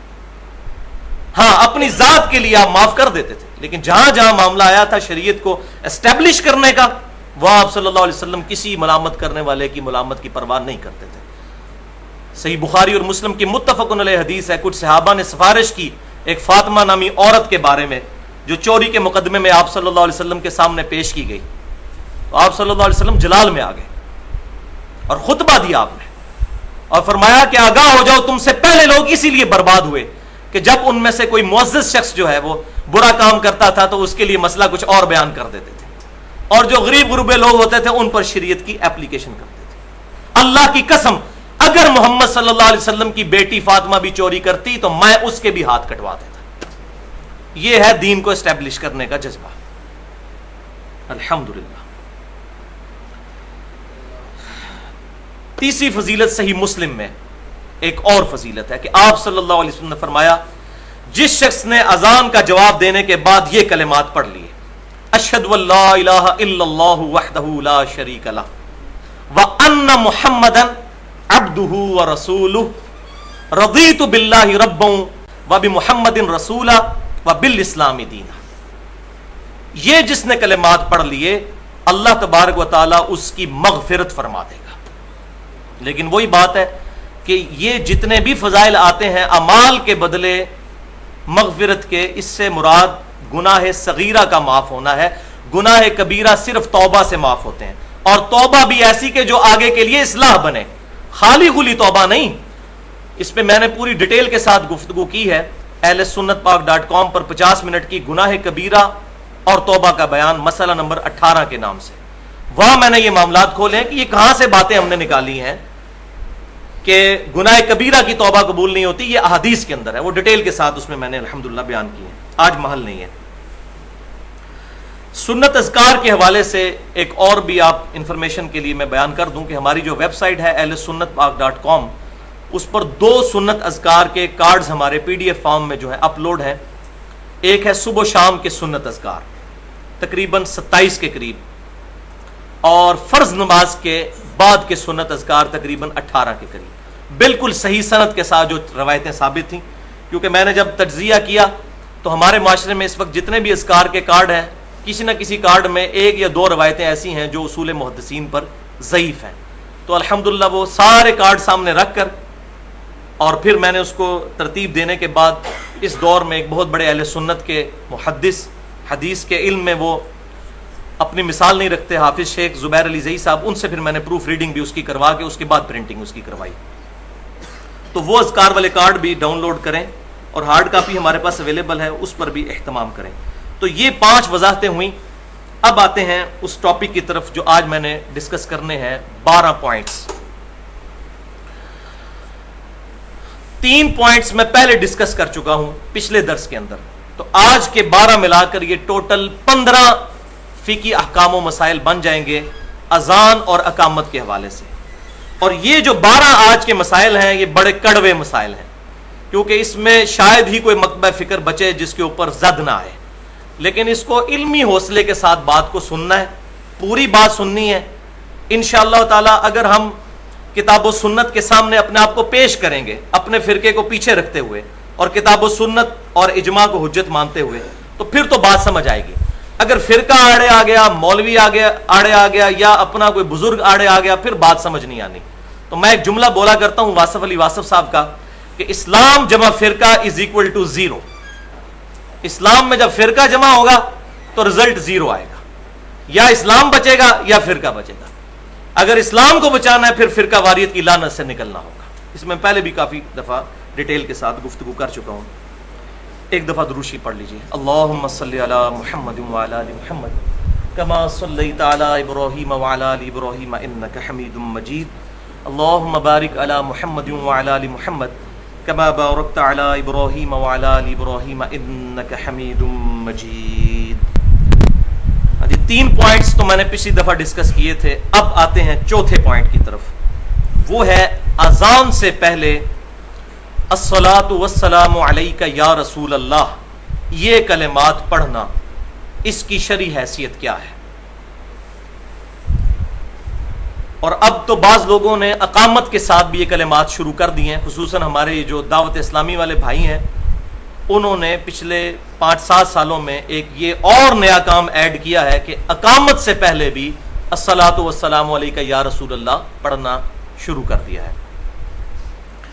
اب اس میں پہلی اصولی بات سمجھ لیجئے کہ جہاں تک اس سیغے کا تعلق ہے نا، الصلاۃ والسلام علیک یا رسول اللہ، اس سیغے سے ہمیں کوئی اختلاف نہیں، یہ صحیح احادیث سے ثابت ہے، کم از کم 3 کتابوں میں، اور میرا ریسرچ پیپر بھی چھپ چکا ہے، رسول اللہ کی آخری وصیتیں صلی اللہ علیہ وسلم، اور اس پر میں نے 12 ربیع الاول پہ ایک لیکچر بھی دیا تھا، ولادت مصطفیٰ صلی اللہ علیہ وسلم اور رسول اللہ کی آخری وصیتیں، 2 گھنٹے کا، جو اہل سنت پاک.com پر رکھا ہوا ہے۔ ریسرچ پیپر نمبر 1 ہے، اس میں میں نے اس کا حوالہ ریٹن میں بھی دیا ہے کہ سنن الکبریٰ البیہقی میں صحیح سند کے ساتھ، اسی طریقے سے الموطا امام مالک میں صحیح سند کے ساتھ، اور المصنف ابن ابی شیبہ میں صحیح سند کے ساتھ یہ اثر موجود ہے۔ انٹرنیشنل نمبرنگ کے مطابق المصنف ابن ابی شیبہ میں 11793 نمبر روایت ہے کہ سیدنا عبداللہ بن عمر رضی اللہ تعالی عنہما جب کبھی بھی قبر رسول پر حاضر ہوتے تو پڑھتے السلام علیک یا رسول اللہ، پھر سیدنا ابوبکر کی قبر کے سامنے آ کر پڑھتے السلام علیک یا ابا بکر، پھر سیدنا عمر کے سامنے آ کر، ان کی قبر کے سامنے آ کر پڑھتے السلام علیک یا ابتا، اے میرے باپ آپ پر سلامتی ہو۔ یہی وجہ ہے کہ سعودی عرب سے بھی جو مفتی اعظم سعودی عرب کی کتاب چھپی ہے مسجد نبوی میں حاضری کا طریقہ، شیخ عبداللہ بن باز رحمہ اللہ کی، انہوں نے بھی یہ روایت لکھی ہے اور انہوں نے یہی طریقہ لکھا ہے قبر رسول پر حاضری کا۔ الحمدللہ اس میں کوئی اختلاف نہیں ہے۔ پاکستان میں بھی جو پہلے کچھ اہل حدیث علماء کی طرف سے غلط قسم کی ریزسٹنس سامنے آئی تھی، لیکن اب الحمدللہ اہل سنت میں سے بریلوی اور دیوبندی تو پہلے ہی قائل تھے، یہ تیسرا مکتبہ فکر جو ہے اہل حدیث، ان کی بھی جو اشاعت کا سب سے بڑا ادارہ ہے دارالسلام، پوری دنیا میں سب سے زیادہ کتابیں وہی چھاپ رہا ہے، انہوں نے بھی جو درود شریف کا کارڈ چھاپا ہے اس میں یہ سیگا لکھ دیا ہے کہ یہ ثابت ہے، لیکن قبر رسول پر جا کر، یہاں سے پڑھنا یہ ثابت کوئی نہیں ہے۔ یہ قبر رسول کے لیے صحابہ کرام علیہم رضوان صلی اللہ علیہ وآلہ وسلم قبر رسول صلی اللہ علیہ وسلم پر جا کر یہ درود شریف پڑھا کرتے تھے، لہٰذا یہ اس کے لیے مخصوص ہے۔ اگر اس کے علاوہ کہیں پڑھنا ثابت ہے تو ہمیں روایت پیش کی جائے، ہم ایکسیپٹ کر لیں گے۔ اس کو آپ اس طرح سمجھ لیجئے، کیا ٹوائلٹ میں جاتے وقت مسجد میں جانے کی دعا پڑھی جا سکتی ہے؟ نہیں۔ اسی طریقے سے مسجد میں جاتے وقت ٹوائلٹ والی دعا نہیں پڑھی جائے گی۔ یہ درود شریف پرٹیکولر قبر رسول صلی اللہ علیہ وسلم کے لیے ہے، سیدنا ابن عمر رضی اللہ تعالی عنہما کا اثر۔ اس کے علاوہ کہیں ثابت ہے تو بتائیں۔ ہمیں یا رسول اللہ سے کوئی چڑ نہیں ہے، نہ یا نبی اللہ کے ساتھ، ہم ہر نماز میں یا رسول اللہ کہتے ہیں۔ السلام علیکہ ایھا النبی ورحمۃ اللہ وبرکاتہ، اے نبی آپ پر سلام ہو، رحمتیں ہوں، برکتیں ہوں۔ اور بخاری اور مسلم کے الفاظ ہیں، جب تم یہ کلمات پڑھو گے السلام علینا وعلی عباد اللہ الصالحین، تو زمین و آسمان میں جہاں جہاں کوئی اللہ کا نیک بندہ موجود ہے اللہ تمہارا سلام وہاں پہنچا دے گا. الحمدللہ. جب ہم نماز میں پڑھتے ہیں تو یہ کوئی سٹوری نہیں پڑھ رہے ہوتے جیسے بعض دیوبند اور اہل حدیث حضرات نے بریلویوں کو خاموش کروانے کے لیے یہ ایک جھوٹی بات لے کر چلے کہ جی یہ شب معراج کی گفتگو ہے. بھائی کس کتاب میں لکھا ہے شب معراج کی گفتگو ہے؟ یہ بخاری اور مسلم میں ہے کہ یہ آپ صلی اللہ علیہ وسلم تشہد کا سلام اس طرح تعلیم فرماتے تھے جیسے قرآن کی آیات. اور یہ ہم انٹینشنلی انشائیہ پڑھ رہے ہوتے ہیں السلام علیکم ایھا النبی، اے نبی آپ پر سلام ہو. ہاں اس کے پیچھے اگر کسی کا فاسد عقیدہ ہے کہ رسول اللہ خود سن رہے ہیں یا وہ یہاں پر موجود ہیں، وہ عقیدے کو آپ غلط کہہ سکتے ہیں. اس پڑھنے کو اور اس میں یہی عقیدہ ہے کہ رسول اللہ تک ہمارا سلام اللہ تعالیٰ پہنچا رہا ہے. ورنہ تو یہ بدبختی ہے نماز میں اگر اس کو سٹوری کے طور پہ پڑھنا ہے پھر تو پوری نماز ہی پھر سٹوری بن جائے گی. تو یہ سٹوری نہیں ہے، یہ انشائیہ ہے الحمدللہ، کیونکہ بخاری اور مسلم میں ساتھ ہی موجود ہے کہ اللہ سلام پہنچا دے گا. لہذا اسی کی ڈیٹیل میں نے مسئلہ حاضر و ناظر جو ہے اس کے غلط اور صحیح پہلو مسئلہ نمبر 7 کے نام سے اہل سنت پاک .com پر 25 منٹ کی گفتگو رکھی ہوئی ہے. اس میں نے ڈیٹیل کے ساتھ اس ٹاپک کو ایڈریس کیا. آج مال نہیں، عام حالت میں ہم کون سا دروشی پڑھیں؟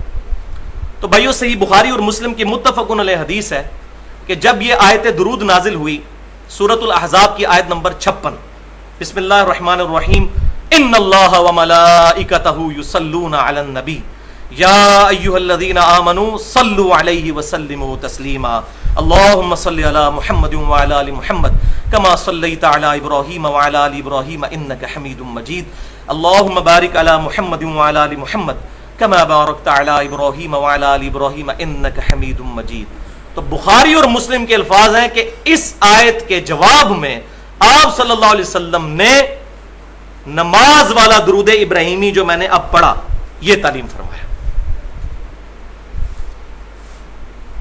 اور حدیث شروع اس سے ہوتی ہے کہ اے اللہ کے رسول صلی اللہ علیہ وسلم آپ نے ہمیں سلام کا طریقہ تو سکھا دیا ہے، السلام علیکم ایھا النبی ورحمۃ اللہ وبرکاتہ، ہمیں درود شریف بھی ذرا سکھا دیجیے. تو پھر آپ صلی اللہ علیہ وسلم نے اس درود شریف کو سکھایا. لہٰذا اس درود شریف سے اگر کسی کو چڑ ہے نا تو اس کو معاذ اللہ نبی صلی اللہ علیہ وسلم سے چڑ ہے. اور کوئی کہتا ہے یہ درود میں سلام کوئی نہیں جی یہ ناقص ہے، تو یہ بات نبی صلی اللہ علیہ وسلم کو نہیں پتا تھی کہ یہ ناقص ہے؟ آپ نے کیوں نہیں فرما دیا؟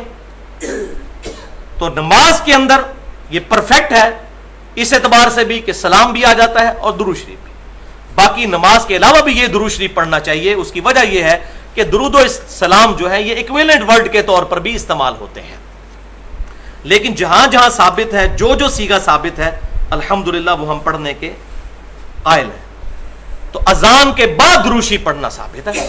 صحیح مسلم میں حدیث میں بتا چکا کہ جو اذان کا جواب دے اس کے بعد درود شریف پڑھے، اس کے بعد الوسیلہ والی دعا مانگے تو نبی صلی اللہ علیہ وسلم کی شفاعت اس کے لیے حلال ہو جائے گی. لیکن اذان کے بعد درود شریف کون سا پڑھنا ہے؟ جو آپ صلی اللہ علیہ وسلم نے تعلیم فرمایا، اور اس کو اذان کے ساتھ اٹیچ نہیں کرنا، اذان سے الگ. اذان دے دی اس کے بعد دعا مانگے درود شریف پڑھیں، یہ سارے کام کریں، لیکن اذان کے ساتھ اس کو اٹیچ کرنا ثابت نہیں. تو درود شریف اذان کے بعد ثابت ہے، پہلے نہیں. اور الحمدللہ دور حاضر میں بریلوی مکتب فکر کے سب سے بڑے محقق جو ہے غلام رسول سعیدی صاحب، جو مفتی منیب الرحمان صاحب کے مدرسے میں شیخ الحدیث ہیں، میں تقریباً 2-3 دفعہ ان سے ڈیٹیل ملاقات کر چکا ہوں. ان کی مسجد میں درود شریف جو ہے وہ اذان سے پہلے نہیں پڑھا جاتا، اور انہوں نے باقاعدہ شرح صحیح مسلم میں لکھ بھی دیا کہ یہ پہلے پڑھنا ثابت نہیں. اور انہوں نے خود بریلویوں کو جھنجھوڑا ہے کہ کیا تم سیدنا بلال سے بڑھ کر محبت رسول کرنے والے ہو؟ پہلے ان سے تو ثابت کرو کہ انہوں نے اذان کے شروع میں اٹیچ کیا ہو. ہاں بعد میں اجتہادی طور پر کوئی بندہ پڑھ لیتا ہے، ہم اس پہ کوئی فتویٰ نہیں لگاتے، لیکن درود شریف کا صیغہ وہ ہونا چاہیے جو کتاب و سنت سے اس جگہ پر ثابت ہو. اذان دے لیں، اسپیکر بند کر دیں. اسپیکر میں ضروری ہے کہ لوگوں کو سنانا ہے، اسپیکر بند کر کے علادہ سے اس درود شریف کو پڑھیں، جتنی بار مرضی پڑھیں. اور میری الحمدللہ پوری 70 منٹ کی گفتگو ہے درود شریف کے صحیح احکام اور مسائل اور فضائل، اس پر ڈیٹیل کے ساتھ الحمدللہ درود شریف پر اہل سنت پاک .com پر اپلوڈ ہے. تو جہاں جہاں درود شریف ثابت ہے ہم الحمدللہ قائل ہیں. اب یہ بھی کہا جاتا ہے کہ جی دیکھیں جی درود شریف کا تو کوئی ٹائم ہی نہیں، جس ٹائم مرضی پڑھے. یہ بھی آپ سنتے ہوں گے لوگوں سے کہ جی درود شریف کا تو کوئی ٹائم نہیں ہے. تو پہلے اس میں یہ بات سمجھ لیجئے جس ٹائم پر ثابت ہے الحمدللہ وہ ہمارا عمل ہے. سنن ابن ماجہ میں صحیح سند کے ساتھ ہے کہ نبی صلی اللہ علیہ وسلم جب مسجد میں داخل ہوتے تو پڑھتے بسم اللہ والسلام علی رسول اللہ. یہ آج بھی مسجد نبوی پہ لکھا ہوا ہے، باب جبریل والے باب البقی کے اوپر، بسم اللہ والسلام علی رسول اللہ اللہم اغفر لی ذنوبی وافتح لی ابواب رحمتک، یہ پوری دعا ہم قائل ہیں۔ لیکن جہاں جہاں ثابت ہوگا وہاں، اب کوئی کہتا ہے جی ثابت نہیں تو کیا ہوا، تو یہ اس کے لیے میں اب بتانے لگا ہوں الزامی جواب کے طور پر کہ جامعہ ترمذی میں صحیح سند کے ساتھ یہ حدیث موجود ہے کہ ابن عمر رضی اللہ تعالیٰ عنہما کے سامنے کسی کو چھینک آئی تو اس نے پڑھ دیا الحمدللہ والسلام علی رسول اللہ، تو ابن عمر نے فرمایا یہ تو نے کیا پڑھا ہے؟ ان کا جی درود شریف تو پڑھا ہے، تو انہوں نے فرمایا تم وہی کہو جو نبی صلی اللہ علیہ وسلم کہا کرتے تھے، آپ صلی اللہ علیہ وسلم ہمیں اذان کے جواب، اس میں چھینک کے جواب میں الحمدللہ یا الحمدللہ رب العالمین علی کل حال تعلیم فرمایا کرتے تھے، تم وہی کہو جو نبی صلی اللہ علیہ وسلم کہا کرتے تھے۔ اس نے آگے سے نہیں کہا کہ تسی جناب گستاخ رسول ہو گئے ہو، درود شریف منکر ہو، یہ نہیں انہوں نے کہا کہ ابن عمر آپ گستاخ رسول ہو گئے، آپ درود شریف سے منع کر رہے ہیں، کیونکہ اس وقت یہ بیماری نہیں تھی کہ اپنی مرضی سے دین میں ایگزیجریشن کی جائے، ان کو پتا تھا کہ دین میں صرف وہی کام کرنے ہیں جو آپ صلی اللہ علیہ وسلم نے تعلیم فرمائے۔ اور ابن عمر کی یہ تربیت آپ صلی اللہ علیہ وسلم کی طرف سے ہوئی تھی، بخاری اور مسلم کی متفق علیہ حدیث ہے، آپ صلی اللہ علیہ وسلم نے ایک صحابی کو وضو کرنے کے بعد ایک دعا تعلیم فرمائی، اس میں الفاظ تھے بنبی کا ارسلتا،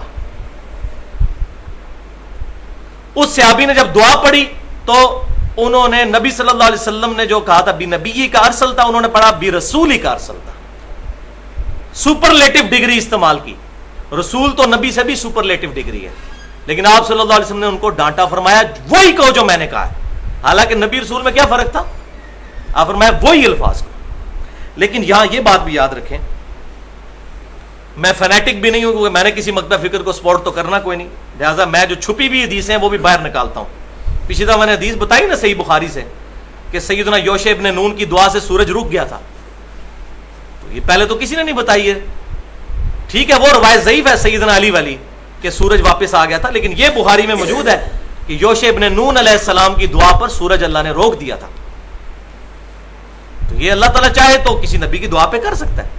تو یہ حدیث بھی میں آپ بتا دوں، یہ پتہ تو ہے لیکن اس سے وہ رزلٹ جو فرقہ واریت کے اوپر ضرب لگاتا ہے وہ کوئی نہیں نکالتا، وہ صحیح بخاری اور مسلم کی متفق علیہ حدیث ہے، اور صحیح بخاری کے الفاظ ہیں، آپ صلی اللہ علیہ وسلم جب نماز پڑھا رہے تھے تو کسی بندے نے آپ صلی اللہ علیہ وسلم کے پیچھے جب نماز پڑھتے ہوئے ربنا لک الحمد، اس کے بعد کہا حمدن کثیرا طیبا مبارکا فیہ، تو نماز پڑھ کے آپ صلی اللہ علیہ وسلم فارغ ہوئے، تو آپ صلی اللہ علیہ وسلم نے فرمایا یہ میرے پیچھے کس نے الفاظ پڑھے تھے؟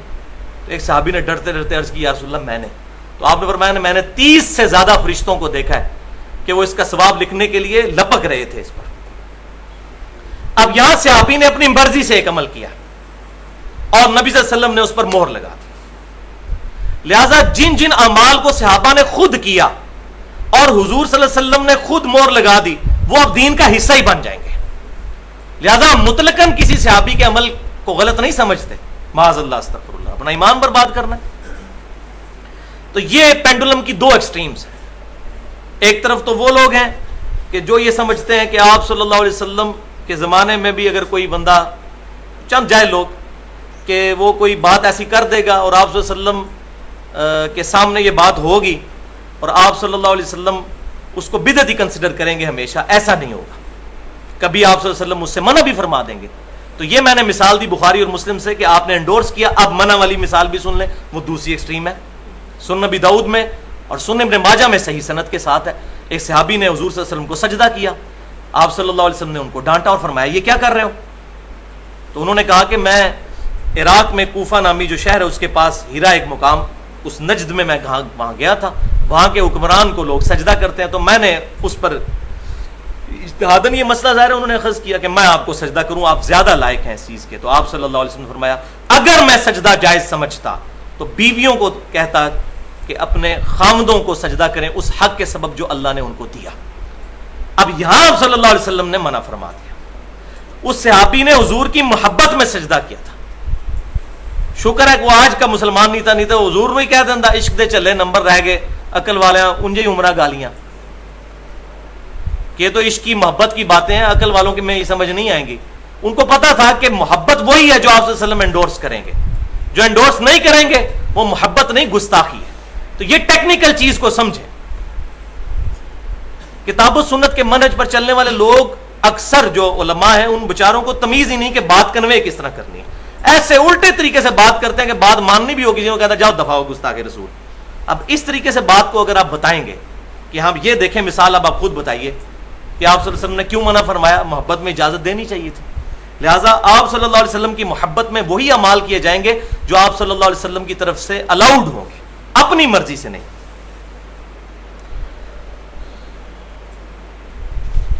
تو الحمدللہ یہ پوائنٹ نمبر 4 کمپلیٹ ہوا. اب آ جائیے جناب پوائنٹ نمبر 5 کی طرف. فقہ حنفی کی ایک مشہور کتاب ہے در مختار, اس پر حاشیہ لکھا ہے ابن عابدین شامی نے, جس کو فتاوی شامی بھی کہا جاتا ہے اور رد المختار بھی کہا جاتا ہے. در مختار, مختار میں خے ہے خرگوش والی, اور رد المختار میں ہے حلوائی والی. رد المختار یہ اس کا رد نہیں ہے, رد المختار یعنی در مختار پر جو اعتراضات کیے گئے ان کا رد انہوں نے کیا ہے.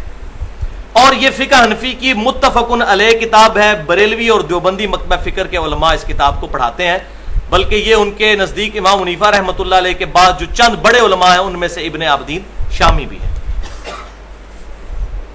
اس میں انہوں نے لکھا ہے کہ جب مؤذن کہے اشہد ان محمد الرسول اللہ, تو انگوٹھے چوم کر آنکھوں کو لگائے جائیں اور پڑھا جائے قرۃ عینی بک یا رسول اللہ, اے اللہ کے رسول آپ میری آنکھوں کی ٹھنڈک ہے. آپ آنکھوں کی کیا, ہمارے دل کی, ہماری ایک ایک رگ کی ٹھنڈک ہے, اس میں تو کوئی دوسری بات ہی نہیں ہے. اور دوسری دفعہ پڑھا جائے صلی اللہ علیہ کا یا رسول اللہ. اب یہ فقہ حنفی کی متفقہ کتاب میں یہ مسئلہ لکھا ہوا ہے, لیکن ظلم کی انتہا ہے کہ دیوبند مکتبہ فکر کے علماء جو ہیں اس کو بدعت کہتے ہیں, حالانکہ پتہ ہے ان کو کہ یہ ہماری کتاب میں لکھا ہوا ہے, لیکن چونکہ بریلوی کرتے ہیں وہ ضد میں آگے ہوئے ہیں. وہ کہتے ہیں نہیں جی وہ تو ضعیف روایتیں ہیں, تو خود پوری فضائل اعمال سوائے چند حدیثوں کے ضعیف ہے, تو وہاں کہتے ہیں جی ضعیف حدیث فضائل میں لے لینی چاہیے, تو فضائل میں انگوٹھے چومنے والی حدیث بھی پھر لینی چاہیے. یہ 2 نمبر پالیسی تو نہ رکھیں, وہ بریلوی چومتے ہیں اس لیے نہیں لینی. یہ ساری فرقہ واریت کی لعنت ہے. فضائل اعمال کا دفاع کریں گے جی ضعیف حدیث فضائل میں ہے, تو بھائی اس کے فضائل میں کم از کم 5 حدیثیں ہیں, چلے ساری ضعیف ہیں لیکن آپ کے لیے ایکسیپٹیبل ہے. سیدنا ابوبکر صدیق سے روایت ہے کہ آپ صلی اللہ علیہ وسلم نے فرمایا جس شخص نے انگوٹھا چوم کے آنکھوں کو لگایا اور یہ دعا پڑھی قیامت والے دن میں اس کی شفاعت کروں گا. روایت ضعیف ہے لیکن فضائل پہ ہے, لیں فضائل مال میں ڈالیں اس کو. وہ نہیں ڈالیں گے کیونکہ بریلوی کرتے ہیں, بریلویوں سے ان کی دشمنی ہے. مسئلہ کتاب و سنت کو ماننا نہیں, مسئلہ ہے فرقہ واریت. تو ہم کہتے ہیں ایک اصول رکھیں, روایت اگر ضعیف ہے تو میں نے پہلے بھی بتایا کہ مسئلہ نمبر 36 جو ہے ضعیف الاسناد اور من گھڑت احادیث کے فتنے کا تحقیقی جائزہ, 1 گھنٹہ 25 منٹ کی میں نے گفتگو کی, اس میں یہی باتیں تو بتائی ہیں صحیح مسلم کے مقدمے سے کہ امام مسلم رحمہ اللہ نے واضح لکھ دیا ہے کہ نہ ترغیب اور ترہیب میں لی جائے گی ضعیف روایت, اور نہ دین کا کوئی مسئلہ نکالنے کے لیے ترغیب اور ترہیب میں بھی نہیں لی جائے گی. ترغیب یہ ہے کہ نیک امال کی ترغیب دلانا اور ترہیب برے امال سے ڈرانا. جیسے فضائل مال میں وہ من گڑت روایت لے کے آیا کہ ایک نماز چھوڑ دی تو 2,86,00,000 سال دوزخ میں جلنا پڑے گا, اللہ معافی دے. من گڑت روایت, اور جی کہتے ہیں اس لیے بیان کر رہے ہیں تاکہ لوگ ڈر جائیں. تو صحیح مسلم کے مقدمے میں واضح یہ چیز موجود ہے. یہ آج ہماری باتیں نہیں ہیں, یہ صرف کتاب و سنت کے منہج پر چلنے والے لوگوں کی باتیں نہیں ہیں, یہ شروع سے باتیں لکھی ہوئی ہیں. اب صحیح مسلم کسی نے کھول کے پڑھے تو تب پتا چلے نا کہ اس کے مقدمے میں کیا لکھا ہوا ہے. لہذا یہ انگوٹھے چومنے پہ بھی حدیثیں موجود ہیں, اور سلسلہ احادیث ضعیفہ جو ہے شیخ البانی رحمہ اللہ کا, اس میں 73 نمبر حدیث ہے, اس کی وہ سند لے کر اس پہ انہوں نے پوری بحث کی ہے. ایون خود امام ابن جوزی رحمۃ اللہ علیہ جنہوں نے الموضوعات کبیر یعنی بڑی بڑی من گھڑت حدیثیں, ان میں بھی اس روایت کو لے کر آئے. ابن جوزی وہ ہیں جو اہل سنت کہلوانے والے تینوں گروہ بریلوی, دیوبندی اور اہل حدیث, ایون اہل تشیع بھی ان کو محبت سے دیکھتے ہیں, کیونکہ انہوں نے مشہور واق کتاب لکھی تھی کہ یہ اس سرکش کا رد ہے جو یزید کو برا نہیں کہتا. یہ 6 صدی ہجری میں ہے, 8 سے 900 سال پہلے. اس کتاب کا الحمدللہ بھی ایک دیوبندی عالم نے ترجمہ کر دیا ہے, اور میں نے وہ کتاب منگوائی ہے, زبردست کتاب ہے. اس میں انہوں نے صحیح سند کے ساتھ یزید کے بارے میں جو ائمہ اہل سنت امام احمد بن حنبل, امام شافعی, امام مالک, ان کے اقوال جو ہیں وہ ساری کی ساری چیزیں جمع فرمائی ہیں. تو ابن جوزی نے بھی لکھا کہ یہ من گھڑت روایتوں میں سے ہے. اچھا، علامہ سخاوی جو بہت بڑے ایک صوفی بزرگ ہیں، القول البدیع درود شریف پر ایک اتھینٹک کتاب صوفیوں کے ہاں اس کو مانا جاتا ہے، انہوں نے بھی لکھ دیا کہ یہ من گھڑت روایت ہے، یہ انگوٹھے چومنے والی. یعنی جو اس روایت کو پیش کرنے والے ہیں، ضعیف روایتوں کو جمع کرنے والے، وہ بھی اس سے انکار کر رہے ہیں. لہذا ہم اگر کسی بیچارے کو نہیں پتا اور ضعیف روایتوں کی بنیاد پر وہ انگوٹھے چومتے ہیں، ہم اس کو بدتی نہیں کہتے، پیار اور محبت سے اس کو سمجھانا چاہیے، فتویٰ بازی سے بچنا چاہیے. Point number 6. اب یہ ذرا اٹینٹو ہو کے ذرا سنیں، یہ کڑوی باتیں اب کچھ شروع ہو گئی ہیں شاید آپ لوگوں کے حوالے سے بھی، کہ مسجد میں مینار بنانا. کیونکہ کتاب و سنت کے منہج پر چلنے والے جو لوگ ہیں ہمارے انڈیا پاکستان میں، خصوصاً چند ایسے لوگ ہیں جن کے دماغ میں یہ کہیں سے بات بیٹھ گئی ہے کہ شاید مسجد کا مینار بنانا یہ بدعت ہے. اور ہمارے پاکستان میں وہ جہاں بھی مسجد بناتے ہیں تو مینار نہیں بناتے. اب ان کی جو جماعت کے ساتھ جو لوگ اٹیچ ہیں ان کو پتہ نہیں کہ اندر سے یہ چکر کیا ہے، کیونکہ اوپنلی تو نہیں بتاتے. اصل مسئلہ یہ ہے کہ وہ مینار کو بدعت سمجھتے ہیں، تو وہ کمرہ ٹائپ مسجدیں بناتے ہیں اپنی، لیکن پبلک کو یہ بات نہیں بتاتے. پبلک لتر مارے گی کہ یہ آپ کیا کر رہے ہیں بھائی، پہلے مسجد نبی کے مینار جا کے گراؤ، خانہ کعبے کے گراؤ، اس لیے بتاتے نہیں ہیں. تو میں اب چاہ رہا ہوں کہ ان کے بھی یہ فاسد عقیدہ جو ہے کہ مینار کو بدعت سمجھنا، اور یہ نہ سمجھیے گا کہ یہ تمام اہل حدیث کا ایسا نظریہ ہے، چند ایک لوگ ان میں فنیٹکس ہیں جن کا یہ نظریہ ہے. تو مینار جو ہے بنانا بھائی کوئی بدعت نہیں. صحیح مسلم میں حدیث ہے کہ نبی صلی اللہ علیہ وسلم نے فرمایا کہ سیدنا عیسیٰ علیہ السلام قرب قیامت میں مسجد دمشق کے مشرقی مینار پر اتریں گے 2 زرد چادروں میں، تہمد اور اوپر چادر، 2 فرشتوں کے پروں پر ہاتھ رکھے ہوئے. اور اس میں میں نے بڑی ڈیٹیل سے گفتگو کی ہے حیات مسیح اور نزول مسیح علیہ السلام، اور ان لوگوں کا رد کیا ہے جو سیدنا عیسیٰ علیہ السلام کے دوبارہ دنیا میں آنے کے قائل نہیں ہے، کتاب اللہ سے اور سنت سے بھی، لیکن پرٹیکولر کتاب اللہ سے. اہل سنت پاک.com پر تقریباً 1 گھنٹے کی گفتگو رکھی ہوئی ہے حیات مسیح اور نزول مسیح مسئلہ نمبر 12 کے نام سے. تو آج ٹاپک نہیں. تو صحیح مسلم میں ہے کہ سیدنا عیسیٰ علیہ السلام مینار پر اتریں گے. تو آپ صلی اللہ علیہ وسلم خود مینار کا ذکر کر رہے ہیں، ورنہ بدعت والی جگہ ہوتی تو اللہ کا پیغمبر تو وہاں نہ اترتا. بات سمجھ آ گئی؟ حضور پہلے رد کرتے کہ غلط ہوگا، مینار ہوگا لیکن حضور حضرت عیسیٰ علیہ السلام سائڈ پہ اتریں گے کیونکہ مینار بدعت ہے. ایسی بات کوئی نہیں کی. اسی طریقے سے امام ابو داؤد رحمۃ اللہ علیہ نے ایک پورا چیپٹر ہے جس کا نام رکھا ہے مینار اور اونچی جگہ پر چڑھ کر اذان دینے کا بیان. چونکہ اذان کے ساتھ ریلیٹڈ ہے نا مینار بیسیکلی تو بنایا اسی لیے گیا ہے ایک اونچی جگہ پر چڑھ کے اذان دی جائے تاکہ دور دور تک آواز جائے. اس کا مقصد تو یہ ہے، جس طرح آج کل سپیکر لگتے ہیں مناروں کے اوپر، تو لہذا اس کو بدعت سمجھنا بے وقوفی ہے.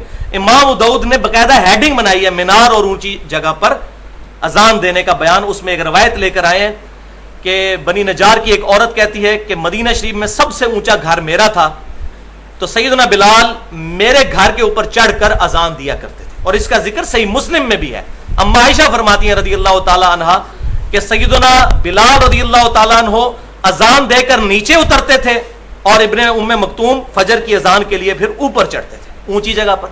اسی کی آج شکل جو ہے وہ مینار موجود ہے. لہٰذا یہ کوئی بدعت نہیں. صحیح مسلم سے میں نے بتا دیا کہ عیسیٰ علیہ السلام بھی مینار پر اتریں گے. لہٰذا میرے نزدیک کتاب و سنت کے دلائل پر اس پر اجماع ہے کہ مسجد کے مینار ہونے چاہیے. ہاں اس میں دوسری ایکسٹریم یہ نہیں کہ کروڑوں اربوں روپیہ مینار کے اوپر لگا دیا جائے. مسجد جو ہے وہ 1 مرلے کی نہیں ہوتی اور 10 لاکھ کا مینار اس کے ساتھ کھڑا کر، یہ نہیں. مینار کا فائدہ کیا؟ اور یہ شعار اسلام میں سے، اسلام کی نشانیوں میں سے ایک نشانی. لہذا جب یہ ہالینڈ کے اندر میناروں پر پابندی لگی اور پاکستان میں تمام مکاتب فکر نے احتجاج کیا، میں اس احتجاج کو انڈورس کرتا ہوں کہ یہ اسلام کی نشانی ہے مینار بنانا. کیوں؟ آپ کسی بھی پرائے شہر میں جاتے ہیں مینار سے ہی تو آپ کو مسجد کا پتہ چلتا ہے، ورنہ تو آپ کسی ایسی جگہ پر جائیں جہاں آپ کو مسجد کا کوئی نہ بتائے تو پتہ نہیں چلتا. یہ تو اتنی بڑی نعمت ہے، اسی لیے تو امت نے اجماع کیا ہے. آج تمام مسلمان اہل سنت کے لوانے والے تینوں گروہ بریلوی، دیوبندی، اہل حدیث اور اہل تشیع بھی اپنی مسجدوں کے مینار بناتے ہیں. اجماع ہو گیا اس پہ امت کا. اور آپ صلی اللہ علیہ وسلم نے فرمایا کہ میری امت کبھی بھی گمراہی پر جمع نہیں ہوگی. المستدرک للحاکم میں صحیح سند کے ساتھ ہے. وہی اجماع پہ میں نے ڈیٹیل سے گفتگو بھی کی ہے, مسئلہ نمبر 31 کے نام سے 50 منٹ پہ ahlsunnatpak.com پر رکھی ہوئی ہے. تو مسجد کا مینار یہ شہر اسلام میں سے ہے. دوسرے شہر میں جائیں تو ایون اپنے شہر میں بھی کسی ایسی جگہ پہ آپ مسجد جب ڈھونڈنی ہوتی ہے تو مینار دیکھ رہے ہوتے ہیں. تو مینار سے یہ نہ سمجھیے گا کہ بہت بڑے میناروں کی میں بات کروں, ایسے مینار کے جس سے مسجد کی لوکیشن کا پتہ چل جائے. اور اگر کوئی بڑے بھی بنا لیتا ہے تو اس پہ ہم کوئی بدعت کا فتویٰ نہیں لگا سکتے. الحمدللہ حرمین شریفین میں جو ہے وہ مینار کا اہتمام کیا گیا ہے. پوائنٹ نمبر 7 وہ ہے کیا بغیر وضو کے اذان دی جا سکتی ہے؟ تو اس میں ایک ضعیف روایت ہے جامعہ ترمذی میں کہ آپ صلی اللہ علیہ وسلم نے فرمایا کہ صرف باوضو شخص ہی اذان دے. لیکن یہ روایت اصول محدثین پر ضعیف ہے. اس میں امام ابن شہاب زہری رحمہ اللہ مدلس ہیں اور ان سے روایت کر رہے ہیں اور سما کی تصریح کوئی نہیں. اور اسی سکم کو لکھ کر امام ترمذی نے ساتھ لکھا ہے کہ یہ حدیث ضعیف ہے. الحمدللہ امت کا اجماع بھی ہے اس پر کہ بغیر وضو کے اذان درست ہے. ہمارے حنفی بھائی بھی مانتے ہیں کہ بغیر وضو کے اذان ہو جاتی ہے. وہ یہ کہتے ہیں کہ نہ دینا, بغیر وضو کے اذان دینا یہ افضل نہیں, افضل یہ ہے کہ وضو سے دی جائے. بالکل ٹھیک بات ہے, کوئی شک نہیں اس میں. ہم بھی یہی کہتے ہیں کہ اہتمام کرنا چاہیے, لیکن یہ شرط نہیں ہے اذان کی. پوائنٹ نمبر 8 سنن نبی داؤد میں ڈیٹیل کے ساتھ یہ حدیث ہے اور صحیح بخاری اور مسلم میں بھی اس کا اشارہ موجود ہے کہ سیدنا بلال جب اذان دیا کرتے تھے تو حی علی الصلاۃ اور حی علی الفلاح پر دائیں اور بائیں اپنی گردن موڑا کرتے تھے. یوں حی علی الصلاۃ پر دائیں طرف, لیکن صرف گردن. اس میں ساتھ موجود ہے سینہ نہیں پھیرتے تھے, صرف گردن. یہ پورا نہیں پھیرنا, یوں صرف گردن پھیرنی. اور اس طریقے سے یہ بھی الحمدللہ سنت سے ثابت ہے. سنت سے مراد یہ کہ آپ صلی اللہ علیہ وسلم کی تعلیم فرما, ورنہ آپ صلی اللہ علیہ وسلم سے اذان دینا ثابت کوئی نہیں ہے. آپ صلی اللہ علیہ وسلم سے اذان دینا ثابت نہیں, تعلیم فرمانا ثابت ہے.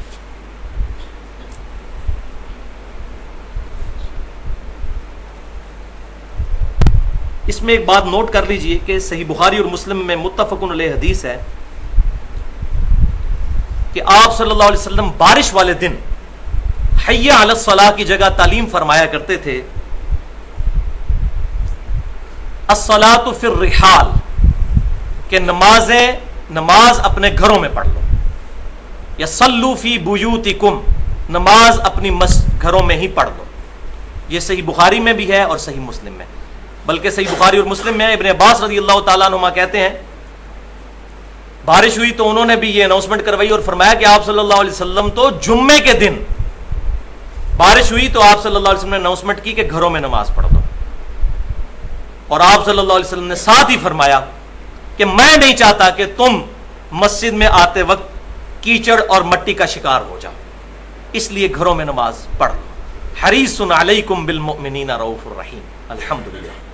لہٰذا یہ پاکستان میں بدقسمتی ہے کہ سوائے اہل سنت میں سے اہل حدیث مکتبہ فکر کے اور کوئی سنت پر عمل نہیں کرتا.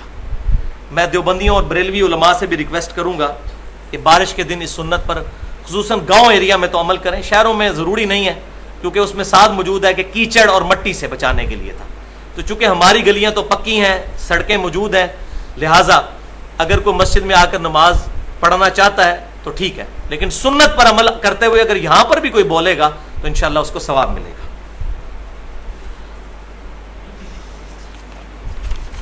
پوائنٹ نمبر 9 صحیح مسلم میں حدیث ہے کہ ایک شخص نے اذان سنی مسجد میں, اس کے بعد مسجد سے باہر نکل گیا.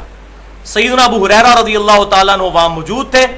انہوں نے فرمایا اس نے ابو القاسم صلی اللہ علیہ وسلم کی نافرمانی کی ہے. اذان سن کر مسجد سے باہر نکل گیا. یعنی آپ صلی اللہ علیہ وسلم اس سے منع فرماتے تھے. اور یہ معذرت کے ساتھ یہ اکثر مولوی یہ کام کرتے ہیں, عام بندے نہیں. عام بندے تو بیچارے آتے ہی جماعت کی پہلی رکعت میں بڑی مشکل سے دوسری میں ملتے ہیں. میں نے اپنی زندگی میں تمام مکاتب فکر کے مولویوں میں یہ بیماری دیکھی ہے کہ ایگزیکٹ اذان کے وقت اذان ہو رہی ہوتی ہے اور مسجد سے باہر جا رہے ہوتے ہیں. ان کو پوچھیں بھائی کہیں جا رہے ہو, کہاں جا رہے ہو؟ جی کہیں جلسہ ہے. تو پہلے نکل جاتے, اب تمہاری تکبیر اولیٰ بھی رہ جائے گی. مستحب کام کے لیے اپنی تکبیر اولیٰ چھوڑ رہے ہو, نماز پڑھ کے چلے جاؤ. تم نے کون سا پہاڑ پٹ لینا ہے 15-20 منٹ کا ایڈوانٹیج لے کے. تو یہ اکثر مولویوں میں بیماری موجود ہے. مسجد میں اذان ہو گئی, اب مسجد میں بغیر شرعی عذر کے نہیں نکل سکتے. کہ پیشاب پخانے کے لیے کوئی نکل جاتا ہے, ٹھیک ہے وضو کر کے واپس. کیوں کہ آپ کو مسجد کی طرف بلایا جا رہا ہے, آپ پہلے ہی مسجد میں موجود ہیں, اور اتنی اکڑ ہے آپ میں کہ آپ اللہ کے لیے 15 منٹ انتظار نہیں کر سکتے, 10 منٹ انتظار نہیں کر سکتے, اور چلے جا رہے ہیں باہر. یہ بہت بڑا ظلم ہے. اس سے تو پرائورٹی شو ہوتی ہے کہ Allah is not our top priority. اگر اللہ ہماری ترجیح اول ہے, ان صلاتی و نسکی و محیای و مماتی للہ رب العالمین, بے شک میری نماز, میری قربانی, میرا جینا, میرا مرنا سب اللہ کے لیے ہے جو سارے جہانوں کا پالنے والا ہے. تو ہو ہی نہیں سکتا مسجد سے بندہ باہر نکلے. بخاری اور مسلم کی متفقن علیہ حدیث ہے, 7 لوگوں کو اللہ کے عرش کا سایہ نصیب ہوگا. ان میں سے ایک وہ ہے جس کا دل مسجد میں اٹک رہا ہو. تو جس کو مسجد سے الرجی ہو تو وہ کیسے اللہ کے عرش کا سایہ اس کو نصیب ہوگا. پوائنٹ نمبر 10, یہ مسئلہ بھی عام ہے کہ جس نے اذان دی ہے وہی اقامت کہے. تو بھائیو یہ روایت تو موجود ہے سنن نبی داؤد میں اور جامعہ ترمذی کے اندر بھی, لیکن یہ روایت اصول محدثین پر ضعیف ہے. اور خود امام ترمذی نے جامعہ ترمذی میں ساتھ لکھ دیا کہ اس روایت میں ایک راوی ہیں عبد الرحمن بن زید بن انعم الافریقی, وہ اہل حدیث کے نزدیک ضعیف راوی ہے. اہل حدیث سے مراد آپ یہ نہ سمجھیے گا کہ آج کے اہل حدیث کی بات ہو رہی. اہل حدیث محدثین کی ٹرم میں محدثین کو کہا جاتا ہے ان کے پیٹرن پر چلنے والے. آج اگر کوئی بندہ بھی کتاب و سنت کو حجت مانتا ہے, چاہے بریلوی ہے, دیوبندی ہے, سلفی ہے, وہ اہل حدیث اور اہل سنت ہی ہوگا اگر اس پیٹرن پر ہے. اگر خالی خلی لکھ لیتا ہے اپنے آپ کو سنی, اہل سنت و جماعت, اور سنت پر عمل کوئی نہیں ہے, تو خالی ٹائٹل لگانے سے بھائی کچھ نہیں ہونا. میں کئی دفعہ کہہ چکا ہوں کہ روح افزا کی بوتل کے باہر, شراب کی بوتل کے باہر اگر روح افزا لکھ لیں تو روح افزا بن کوئی نہیں جائے گی. اہل حدیث یا اہل سنت وہی ہوگا جو واقعی اس پیٹرن پر ہوگا, کتاب و سنت کو ماننے والا, اپنے مولویوں کے پیچھے نہیں. یہ نہ ہو کہ وہ امام حنیفہ رحمۃ اللہ علیہ کی بات کو کتاب و سنت پر ترجیح دے رہا ہو, ان کی رسپیکٹ اپنی جگہ, یا اسی طریقے سے امام ابن تیمیہ رحمۃ اللہ علیہ کی بات کو کتاب و سنت پر ترجیح دے رہا ہو, یا امام جعفر الصادق رحمۃ اللہ علیہ کی بات کو کتاب و سنت پر ترجیح دے رہا ہو.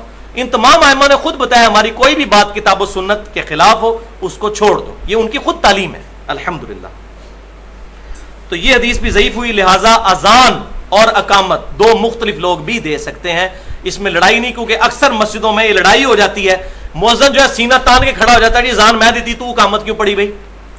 تو یہ بھائی روایت تو پہلے ثابت کریں, یہ روایت کوئی نہیں ثابت. پوائنٹ نمبر 11, صحیح مسلم میں حدیث ہے کہ آپ صلی اللہ علیہ وسلم جب نمازیں جمع فرمایا کرتے تھے, یعنی ظہرین اور مغربین, ظہر اور عصر کو جمع کرنا اس کو ظہرین کہتے ہیں, اور تینوں طریقے سے درست ہے. ظہر کے ساتھ عصر ملا لیں, یا درمیان میں ملا لیں, جمع سوری کر لیں, یا عصر کے ساتھ ظہر ملا لیں, پہلے ظہر پھر عصر. اسی طریقے سے مغربین یعنی مغرب اور عشاء کو جمع کرنا. جب آپ صلی اللہ علیہ وسلم نے یہ جمع فرمانی ہوتی نمازیں تو اذان ایک کہلواتے اور اقامتیں دو ہوتی. جس طرح آج بھی جب لائیو حج دکھایا جاتا ہے تو مسجد نمرہ میں جب نماز ہو رہی ہوتی ہے تو اذان ایک ہوتی ہے, لیکن دو اقامت کے ساتھ ظہر اور عصر امام کعبہ جو ہے یا امام مسجد نمرہ جو ہیں وہ پڑھاتے ہیں. اسی طریقے سے مزدلفہ میں بھی جن لوگوں کو حج کی سعادت حاصل ہوئی ہے, الحمدللہ مجھے بھی سعادت حاصل ہوئی 2007 میں, تو وہاں پر لوگ ایک اذان اور دو اقامتوں کے ساتھ نماز کو جمع کرتے ہیں. یہ جو جمع والا مسئلہ ہے یہ آج میں ایڈریس نہیں کروں گا. مسئلہ نمبر 29 کے نام سے 40 منٹ کی ڈیٹیل میری گفتگو ہے, مجاہد اور مسافر کی نماز کے صحیح احکام و مسائل. اس میں نے مسافر کی نمازوں کو جمع کرنا, اور یہ جو اہل تشیع کا سٹانس ہے ظہرین اور مغربین والا, اس کے بارے میں کہ یہ کہاں تک درست ہے اور کہاں تک نہیں درست, مکمل طور پہ تو وہ ڈینائیبل نہیں ہے. وہ روایتیں تو صحیح مسلم میں بھی ملتی ہیں, لیکن آج محل نہیں میں ان کو ڈیٹیل سے بیان کروں. پوائنٹ نمبر 12, صحیح مسلم میں کہ آپ صلی اللہ علیہ وسلم نے فرمایا جب فرض نماز کی اقامت ہو جائے تو کوئی نماز بھی درست نہیں ہے. فرض نماز کی اقامت ہو جائے تو کوئی نماز درست نہیں سوائے فرض نماز کی. اب یہ کڑوی گولی ہے بھائی, کیونکہ ہمارے یہاں پر اہل سنت میں سے بریلوی اور دیوبندی حضرات فجر کی نماز بھی کھڑی ہوئی ہوتی ہے اور پیچھے آگے سنتیں پڑھ رہے ہوتے ہیں. یہ ظلم ہے, یہ آپ صلی اللہ علیہ وسلم کی نافرمانی ہے. آپ صلی اللہ علیہ وسلم نے اس سے منع فرمایا کہ جب اقامت ہوگی فرض نماز کی، اب ایون اگر آپ نماز پڑھ بھی رہے ہیں وہی نماز چھوڑ دیں. اگر آپ تشہد میں پہنچے ہوئے ہیں اور آپ کو یقین ہے کہ آپ پہلی رکعت پا لیں گے پھر تشہد مکمل کر لیں، لیکن ابھی 1 یا 2 رکعتیں رہتی ہیں تو آپ نماز کو وہیں پر توڑ دیں، کیونکہ اب کوئی نماز درست نہیں ہے. لہٰذا یہ فجر کی جو یہ 2 سنتوں والا مسئلہ ہے، اس کو بھی میں تھوڑا سا بیان کر دوں تاکہ یہ مسئلہ کلیئر ہو جائے کہ یہ فجر کی جو 2 سنتوں والا مسئلہ ہے بھائیوں، فجر کی 2 سنتیں اگر کسی کی چھوٹ گئی ہیں تو یہ بھی جائز ہے کہ وہ فرض کے فوراً بعد پڑھ لے. جامعہ ترمذی اور سنن ابی داؤد میں روایت موجود ہے، لیکن وہ دونوں روایتیں ضعیف ہیں. صحیح سند کے ساتھ صحیح ابن حبان میں اور صحیح ابن خزیمہ میں موجود ہے کہ آپ صلی اللہ علیہ وسلم فجر کی نماز پڑھا کر نکلے تو ایک صحابی کو دیکھا کہ وہ نماز پڑھ رہا ہے. آپ کھڑے رہے اس کے پاس. جب نماز پڑھ کر فارغ ہوا تو آپ صلی اللہ علیہ وسلم نے فرمایا کہ یہ کیا پڑھ رہے تھے؟ تو انہوں نے عرض کیا اللہ کے رسول میری 2 رکعتیں رہ گئی تھی میں وہ پڑھ رہا ہوں. تو آپ صلی اللہ علیہ وسلم خاموش ہو گئے. اس کو کہتے ہیں حدیث کی ٹرم میں حدیث تقریری، کہ جس عمل پر آپ صلی اللہ علیہ وسلم خاموش ہو جائیں وہ بھی سنت میں شامل ہے. آپ نے منع نہیں فرمایا کیونکہ نبی پر واجب ہوتا ہے غلط کام کو روکنا. ہم تو مصلحت کا شکار ہو سکتے ہیں، پروفٹ اگر مصلحت کا شکار ہو تو دین کا حصہ بن جائے گا. یہ بات سمجھ لیجیے، پروفٹ پہ ہر وقت فرض ہوتا ہے کہ غلط بات کو فوراً ٹوکے. تو آپ صلی اللہ علیہ وسلم کا اس کو انڈورس کرنا، ہاں یہ بات ضرور ہے کہ افضل یہی ہے کہ سورج نکلنے کے بعد وہ سنتیں پڑھی جائیں. وہ جامعہ ترمذی میں موجود ہے صحیح سند کے ساتھ. ابن عمر رضی اللہ تعالیٰ عنہما کہتے ہیں جس کی فجر کی 2 سنتیں چھوٹ جائیں تو وہ سورج نکلنے کے بعد یعنی اشراق کے وقت میں پڑھے. اور مفتی اعظم سعودی عرب جو ابن باز ہیں انہوں نے بھی اپنے فتوے میں یہی لکھا ہے کہ بہتر یہی ہے کہ بعد میں پڑھے، لیکن فوراً بعد پڑھنا بھی جائز ہے. اور اس میں یہ بھی شرط نہیں ہے کہ آپ مسجد میں اتنی دیر بیٹھے رہے، سورج نکلنے کا گھر چلے جائیں، گھر جا کے پڑھ لیں. لیکن وہ سنتیں پڑھنی ہیں کیونکہ آپ صلی اللہ علیہ وسلم سفر میں بھی سنتیں فجر والی نہیں چھوڑا کرتے تھے. تو فجر کی سنتوں کی اہمیت ہے الحمدللہ. لہٰذا اس میں یہ فجر کی 2 رکعتیں جو ہیں وہ استثناء ہے، آپ بعد میں پڑھ سکتے ہیں. لیکن یہاں ایک تلخ بات یہ ہے کہ روٹین بھی نہیں بنانی چاہیے کہ ہمیشہ ہی لیٹ آئیں اور فجر کے فرضوں کے بعد سنت پڑھنا شروع کر دیں. اس کا مطلب ہے کہ آپ صلی اللہ علیہ وسلم نے ایک ٹائم رکھا اس کا کہ فرضوں سے پہلے پڑھنی ہے اور آپ ہمیشہ لیٹ آ کے بعد میں پڑھ رہے ہیں. تو آپ جان بوجھ کر ہمیشہ اس کو ڈیلے کر رہے ہیں سستی کی وجہ سے، تو آپ اس ٹائم کو بدل رہے ہیں. تو یہ تو اللہ معافی دے، میں تو چونکہ فتویٰ نہیں لگاتا بدعت کا، لیکن جو لوگ بدعت والے معاملے میں بڑے سخت ہیں ان کی ڈیفینیشن کے تحت تو یہ بدعت بن جاتی ہے. میں نہیں کہتا، لیکن ان کی ڈیفینیشن کے تحت یہ بدعت بن جاتی ہے. اس کو روٹین بنانا کہ ہر روز ہی لیٹ کر کے پڑھنا. پوائنٹ نمبر 13 صحیح بخاری اور مسلم کی متفق علیہ حدیث ہے کہ آپ صلی اللہ علیہ وسلم عیدین کی جو نماز ہوا کرتی تھی وہ بغیر اذان اور اقامت کے پڑھایا کرتے تھے.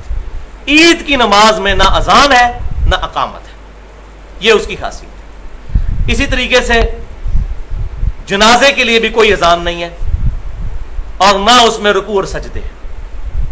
لہذا یہ حدیث اہل بدعت کا رد کرتی ہے جو اکثر یہ کہتے ہیں جی دسوں منع کتنے ہے، جی منع کدھر ہے؟ اذان سے پہلے درود شریف پڑھیں تو ہم کہتے ہیں بھائی یہ ثابت نہیں. وہ کہتے ہیں جی منع کدھر ہے؟ تو بھائی یہ سوال ہی غلط ہے. دین کے معاملات میں یہ نہیں دیکھا جائے گا کہ منع کدھر ہے، دین میں دیکھا جائے گا ثابت کہاں ہے. کیوں کہ میں کہتا ہوں چیلنج ہے میری طرف سے، کسی ضعیف روایت سے ثابت کریں کہ آپ صلی اللہ علیہ وسلم نے عید کی اذان دینے سے اور جنازے کی اذان دینے سے منع کیا ہو. منع تو کوئی نہیں سے کرتا، لیکن یہ نہ بریلوی دیتے ہیں، نہ دیوبندی دیتے ہیں، نہ اہل حدیث دیتے ہیں، نہ شیعہ دیتے ہیں. تو ان سے پوچھیں بھائی اذان دینا تو بڑے ثواب کا کام ہے. بخاری اور مسلم کی حدیث ہے جب اذان دی جاتی ہے تو شیطان 36 میل دور بھاگ جاتا ہے. تو جو سال کے بعد نماز پڑھنے آئے عید کی اس دن تو 3-4 اذانیں ہونی چاہیے تاکہ جو بیچارے سال بعد مسجد میں آنے لگے تو شیطان کو دور کریں. تو وہ آپ دیتے ہی نہیں ہو، تو بڑا اچھا کام ہے دیا کرو. تو کہتے ہیں نہیں اصل میں ثابت کوئی نہیں. تو ان کو کہ آپ کی تو ڈیفینیشن ہی یہ نہیں، آپ کہتے ہیں منع کوئی نہیں ہو. تو منع تو کوئی نہیں، دیں بسم اللہ پڑھیں. تو معاذ اللہ استغفر اللہ، یہ جو ڈیفینیشن جو بدعت کے حوالے سے کی ہوئی ہے نا، اس سے تو دین کا جنازہ ہی نکل جائے گا. تو دین کے معاملے میں دیکھا جائے گا ثابت ہے یا نہیں. دنیا کے معاملے میں واقعی یہ ہے، یہ دیکھا جائے گا منع تو نہیں، کیونکہ صحیح مسلم میں حدیث ہے انتم اعلم بامر دنیاکم، تم دنیا کے کاموں کو بہتر سمجھتے ہو. اس پہ میں نے بڑی خطرناک گفتگو کی ہے. خطرناک اس لیے کہہ رہا ہوں کہ اس میں بڑی تلخ حقائق بھی موجود ہے. مسئلہ نمبر 39 کے نام سے 35 منٹ کی گفتگو ہے، علم وحی اور علم سائنس کی اہمیت اور ان کا دائرہ کار.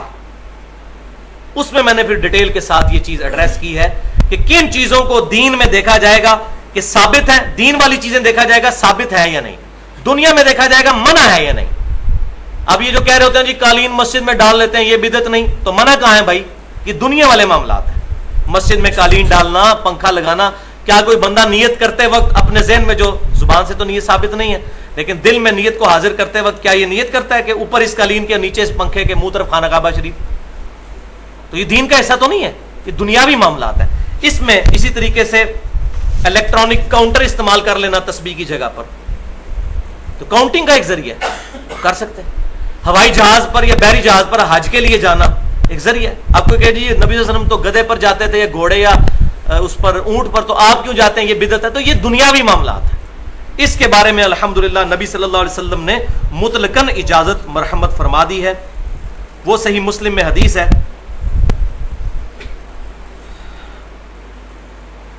کہ یہ حدیث بدعت کی سپورٹ میں بھی پیش کی جاتی ہے. میں چاہ رہا ہوں کہ یہاں پر ہی میں اس کو ایڈریس کر کے یہ بدعت والا مسئلہ تو ٹھپ کر دوں. تو ابھی ٹائم تو ہو چکا ہے لیکن 10-12 منٹ شاید اوپر لگ جائیں، لیکن یہ کنکلوژن ہو جانی چاہیے یہاں پر. یہ بہت امپورٹنٹ چیز ہے کہ بخاری صحیح مسلم میں ایک حدیث ہے کہ کچھ نیو مسلمز جو ہیں آپ صلی اللہ علیہ وسلم کی خدمت میں حاضر ہوئے. بڑے غریب تھے، بدن پر کپڑا بھی نہیں تھا اور ان کی صحت ایسی تھی جیسے ان پر فاقے ہیں. تو آپ صلی اللہ علیہ وسلم حریص علیکم بالمؤمنین رؤوف الرحیم، دل پسیج گیا. آپ صلی اللہ علیہ وسلم مسجد نبوی میں آئے، خطبہ ارشاد فرمایا. اس میں آپ صلی اللہ علیہ وسلم نے یہ سورۃ الحشر کی آیت بھی پڑھی، بسم اللہ الرحمن الرحیم، یا ایھا الذین آمنوا اتقوا اللہ ولتنظر نفس ما قدمت لغد. اے ایمان والو اللہ سے ڈرو اور ہر جان یہ دیکھے کہ اس نے آگے کے لیے کیا بھیجا ہوا ہے.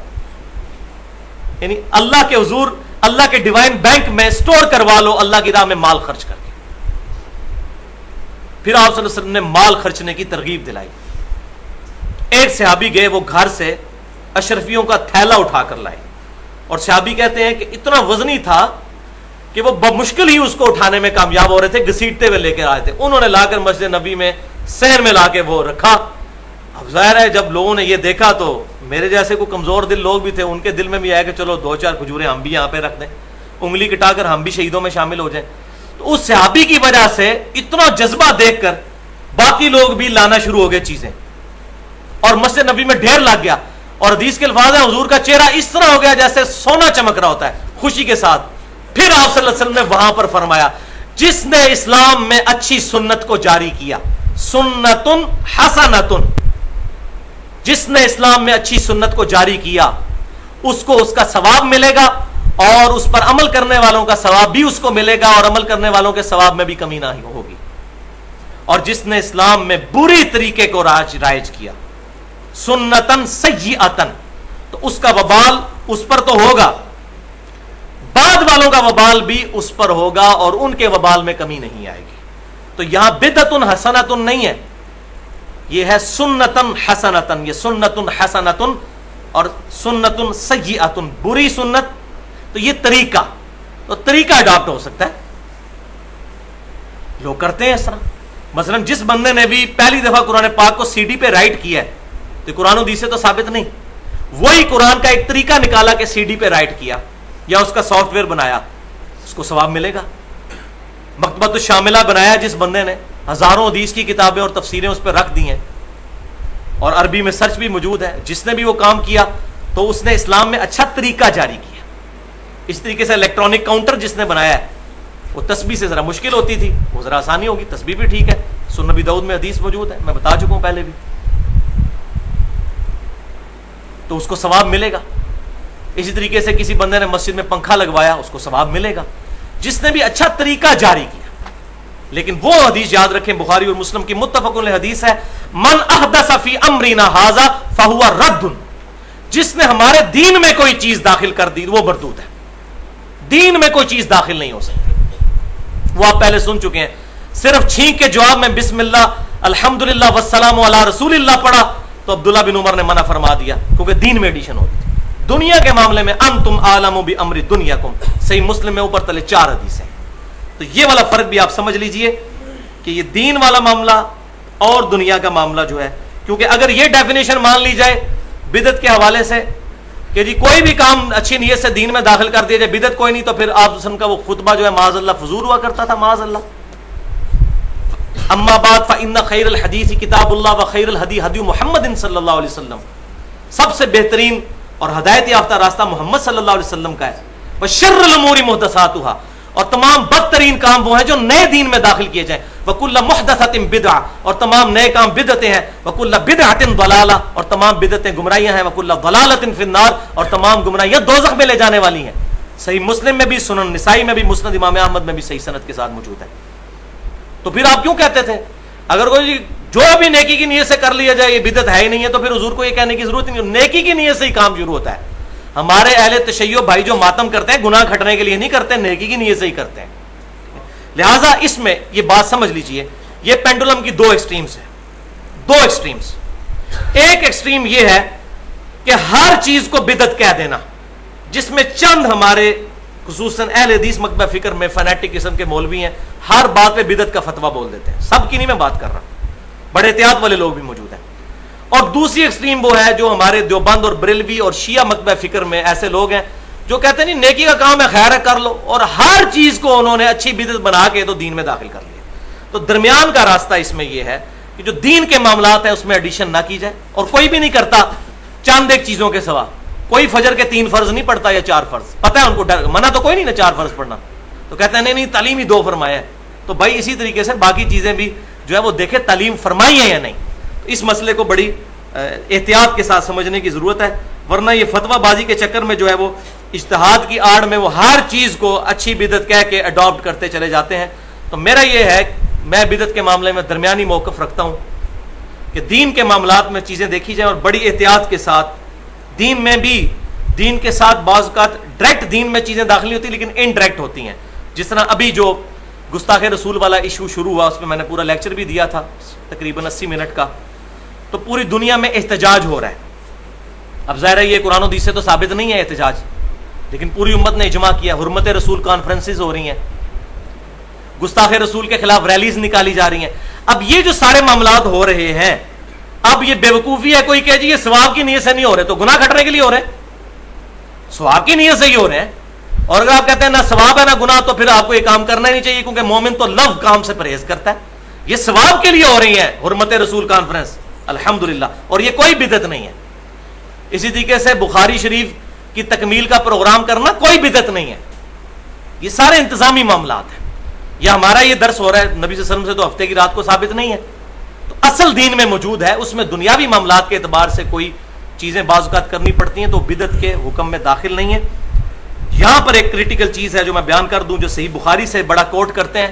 میں نے اس پر پوری ڈیٹیل سے گفتگو بھی کی ہے. مسئلہ نمبر 20 کے نام سے حرمین شریف فین میں 20 تراویح کا مسئلہ 40 منٹ کی، اس میں نے یہ بتایا ہے یہ تراویح کے کانٹیکسٹ میں جو صحیح بخاری میں حدیث ہے کہ سیدنا عمر نے جب تراویح شروع کروائی تو اس وقت ایک جملہ بولا تھا نعم البدعۃ ھذہ، یہ کتنا اچھا نیا کام ہے جو میں نے شروع کیا.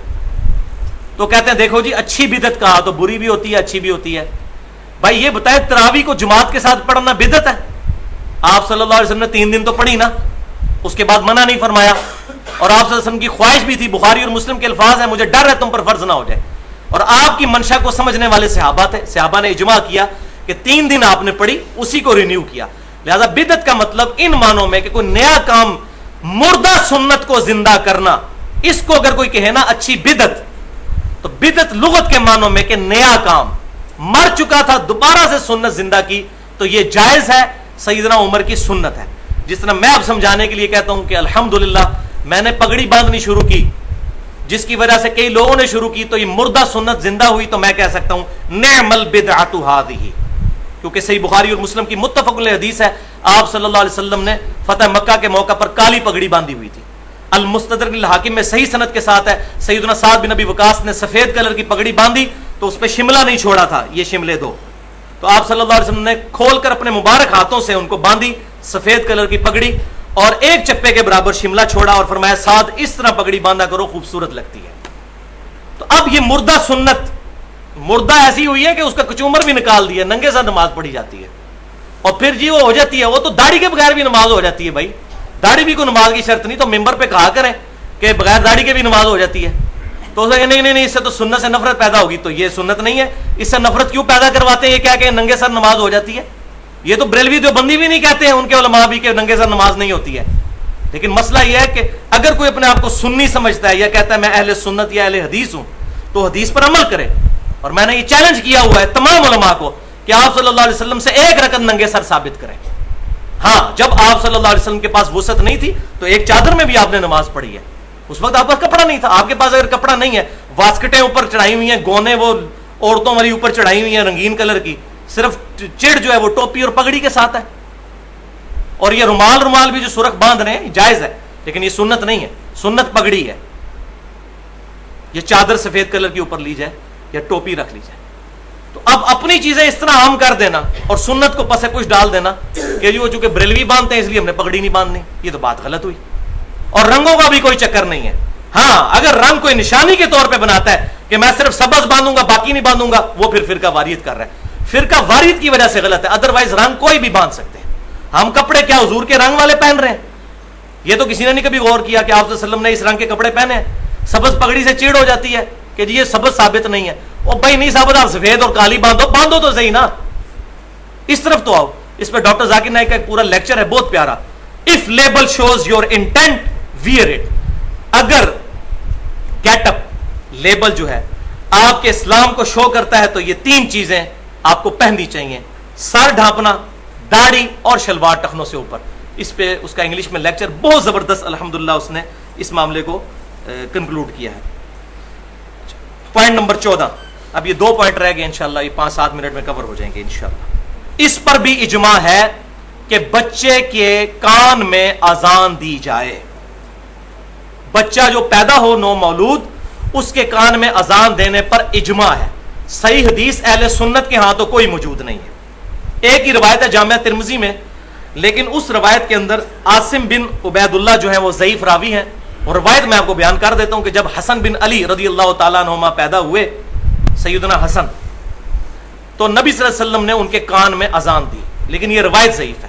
اہل تشیع کے ہاں روایتیں ملتی ہیں کہ اذان دینا سنت سے بھی ثابت ہے, لیکن چونکہ پوری امت کا اجماع ہے اور جس مسئلے میں اجماع ہو وہاں قرآن و سنت سے دلیل کی ضرورت ہی نہیں رہتی. نمازیں 5 ہیں یا 3 ہیں یا 2 ہیں, اجماع ابھی 5 ہے. وہ جمع کرنے والا معاملہ الگ سے, لیکن 5 ہی پڑھتے ہیں سارے. تو جب اجماع ہو تو پھر دلیل کی ضرورت نہیں ہوتی. دلیل وہاں ہوتی ہے جہاں پر اختلاف ہو جائے. لہٰذا اجماع ہے کہ بچے کے کان میں اذان دی جائے. اور یہ جو کہا جاتا ہے ایک کان میں اذان دوسرے میں اقامت, یہ کوئی ثابت نہیں. اذان ہی دینی چاہیے. اور یہ بھی ضروری نہیں کہ کان میں ایسے رکھ کے وہ پھونکنا ہے. بچہ کان سے انشاءاللہ سنے گا. آپ سب لوگ کان سے ہی سن رہے ہیں نا, تو آپ بچے کے پاس بس اذان دے لیں, وہ کان سے ہی انشاءاللہ سنے گا, بے فکر رہیں, وہ زبان سے نہیں سنے گا. اور یہاں پر یہ بات بھی یاد رکھیں کہ قبر پر اذان دینا ثابت کوئی نہیں ہے. جس طرح ہمارے بریلوی بھائی قبر پر اذان دیتے ہیں اور کہتے ہیں جی اس سے ہم چاہتے ہیں کہ وہ منکر نکیر کے سوالات کے جواب میں اس کو آسانی رہے, تو یہ کسی صحیح سند کے ساتھ روایت ثابت کوئی نہیں ہے کہ قبر پر اذان دی جائے. صحیح سند کے ساتھ سنن نبی داؤد میں جو ہماری ٹینشن ہے کہ مردے کے لیے دعا, تو سنن نبی داؤد میں صحیح سند کے ساتھ ثابت ہے کہ آپ صلی اللہ علیہ وسلم نے فرمایا, جس کا مفہوم کچھ اس طرح ہے کہ جب مردے کو دفنا چکو پھر اپنے بھائی کے لیے قبر کے سوالات پہ استقامت کے لیے دعا کرو. تو قبر پر جا کر مردے کے لیے دعا کرنا دفنائے ہوئے کو کہ اللہ تعالیٰ اس کو قبر کے سوالات میں آسانی دے, تو یہ ہے اس طریقے سے آسانی کروائیں. اذان دے کر آسانی نہ کروائی جائے. پوائنٹ نمبر 15 ہے, وہ ہے اذان کی اجرت اور مؤذن کی تنخواہ. یہ ہے آخری مسئلہ جو کڑوا میں نے اینڈ پہ رکھا ہوا تھا. تو بھائیو, سنن نبی داؤد اور جامعہ ترمذی میں حدیث موجود ہے کہ آپ صلی اللہ علیہ وسلم نے صحیح سند کے ساتھ اذان کی اجرت کے معاملے میں سختی فرمائی ہے. اور آپ صلی اللہ علیہ وسلم نے فرمایا, اذان پر اس بندے کو نامزد کرو جو اذان کی اجرت نہ لے. اور مؤذن والنٹیئر ہی ہونا چاہیے. اور الحمدللہ یہ ہماری خوش قسمتی ہے کہ مسلمانوں کی اکثریت مسجدوں میں, بریلوی, دیوبندی, اہل حدیث, اہل تشیع کی مسجدوں میں والنٹیئر لوگ ہی اذان دے رہے ہوتے ہیں, رضا کارانہ. بہت کم ہے جہاں پر مؤذن رکھے ہوتے ہیں. یہ الحمدللہ اجماع کی برکت آپ دیکھ لیں کیسا اتفاق ہو گیا اس مسئلے پہ. تو لہٰذا اسی کو انڈورس کرنا. مسجد کے لیے اگر خدمت کے لیے آپ کو خادم رکھتے ہیں, اس کو تنخواہ دیتے ہیں, کوئی مسئلہ نہیں اس میں. الحمدللہ میں سورۃ البقرہ میں بتا چکا ہوں کہ جو اسلام کی خدمت کے لیے اپنے آپ کو وقف کرتے ہیں ان کی خدمت کرنے میں کوئی حرج نہیں ہے، لیکن جہاں آپ صلی اللہ علیہ وسلم پرٹیکولر منع فرما دیں تو وہاں پر ڈرنا چاہیے. اذان کی اجرت نہیں، ویسے آپ خادم مسجد کے لیے رکھا ہے، وہ اپنے شوق سے اذان دے دیتا ہے تو ٹھیک ہے دے، کیونکہ اس کا اجر تو آپ نے لینا ہے اللہ تعالیٰ سے. نبی صلی اللہ علیہ وسلم کی صحیح بخاری اور صحیح مسلم کی متفق علیہ حدیث ہے کہ قیامت والے دن سب سے اونچی گردنیں ان لوگوں کی ہوں گی جو مؤذن ہیں. کتنی بڑی فضیلت. اور دوسری فضیلت صحیح بخاری اور صحیح مسلم کی متفق علیہ حدیث ہے، بہت زبردست، کہ آپ صلی اللہ علیہ وسلم نے فرمایا مؤذن جب اذان دیتا ہے تو جہاں جہاں اس کی آواز جاتی ہے جو جن اور انسان اس کی آواز سنتے ہیں، حتیٰ کہ جتنی اور مخلوقات آواز سنتی ہیں، قیامت والے دن اس کی اذان کی گواہی دیں گے. اتنی بڑی فضیلت ایک مؤذن کو مل رہی ہے، چند ٹکوں کی خاطر وہ کیوں خراب کرتا ہے؟ اور ہمارے عموماً ٹریڈیشن میں یوں ہی سمجھا جاتا ہے کہ شاید مؤذن جو ہے نا کوئی تھکڑ سا بندہ ہے جو اس کو اذان کے لیے، بعض اوقات امام مسجد بھی اپنی توہین سمجھتے ہیں کہ اذان نہیں، اذان کوئی اور دے. اذان تو فضیلت والی چیز ہے، شوق سے اذان دینی چاہیے. اور یہ ٹھیکیدار بھی نہیں بن جانا چاہیے. مسجدوں میں کچھ لوگ ٹھیکیدار بنے ہوئے ہیں اذانوں کے کہ وہ کہتے ہیں ہم نے اذان دینی ہے. یہ بہت بڑا ظلم ہے. ہر مسلمان کو بڑھ چڑھ کر اجازت ہونی چاہیے کہ وہ اذان دے. اس معاملے میں جو ہے وہ سختی سے نہیں، اپنے بھائی کے لیے وہی پسند کرو. بخاری اور مسلم کی متفق علیہ حدیث ہے، تم میں سے اس وقت تک کوئی شخص مومن ہی نہیں ہو سکتا جب تک کہ وہی چیز اپنے بھائی کے لیے پسند نہ کرے جو اپنے لیے پسند کرتا ہے. تو اس میں جو مؤذن حضرات ہیں ان کو اپنا دل گردہ جو ہے ذرا کھلا رکھنا چاہیے. اللہ سے دعا ہے جو حق بات میں نے کہی ہمارے دلوں میں راسخ فرمائے. اگر جذبات میں میرے منہ سے کوئی غلط بات نکل گئی تو اللہ تعالی ہمارے دلوں سے محو کر دے. ہمیں کتاب و سنت اور اجماع کی تعلیمات کو سلف صالحین، صحابہ، تابعین، تبع تابعین کے منہج کے مطابق عمل کر کے دوسروں تک پہنچانے کی توفیق عطا فرمائے. سبحانک اللہم و بحمدک اشہد ان لا الہ الا انت استغفرک و اتوب الیک وما علینا الا البلاغ المبین.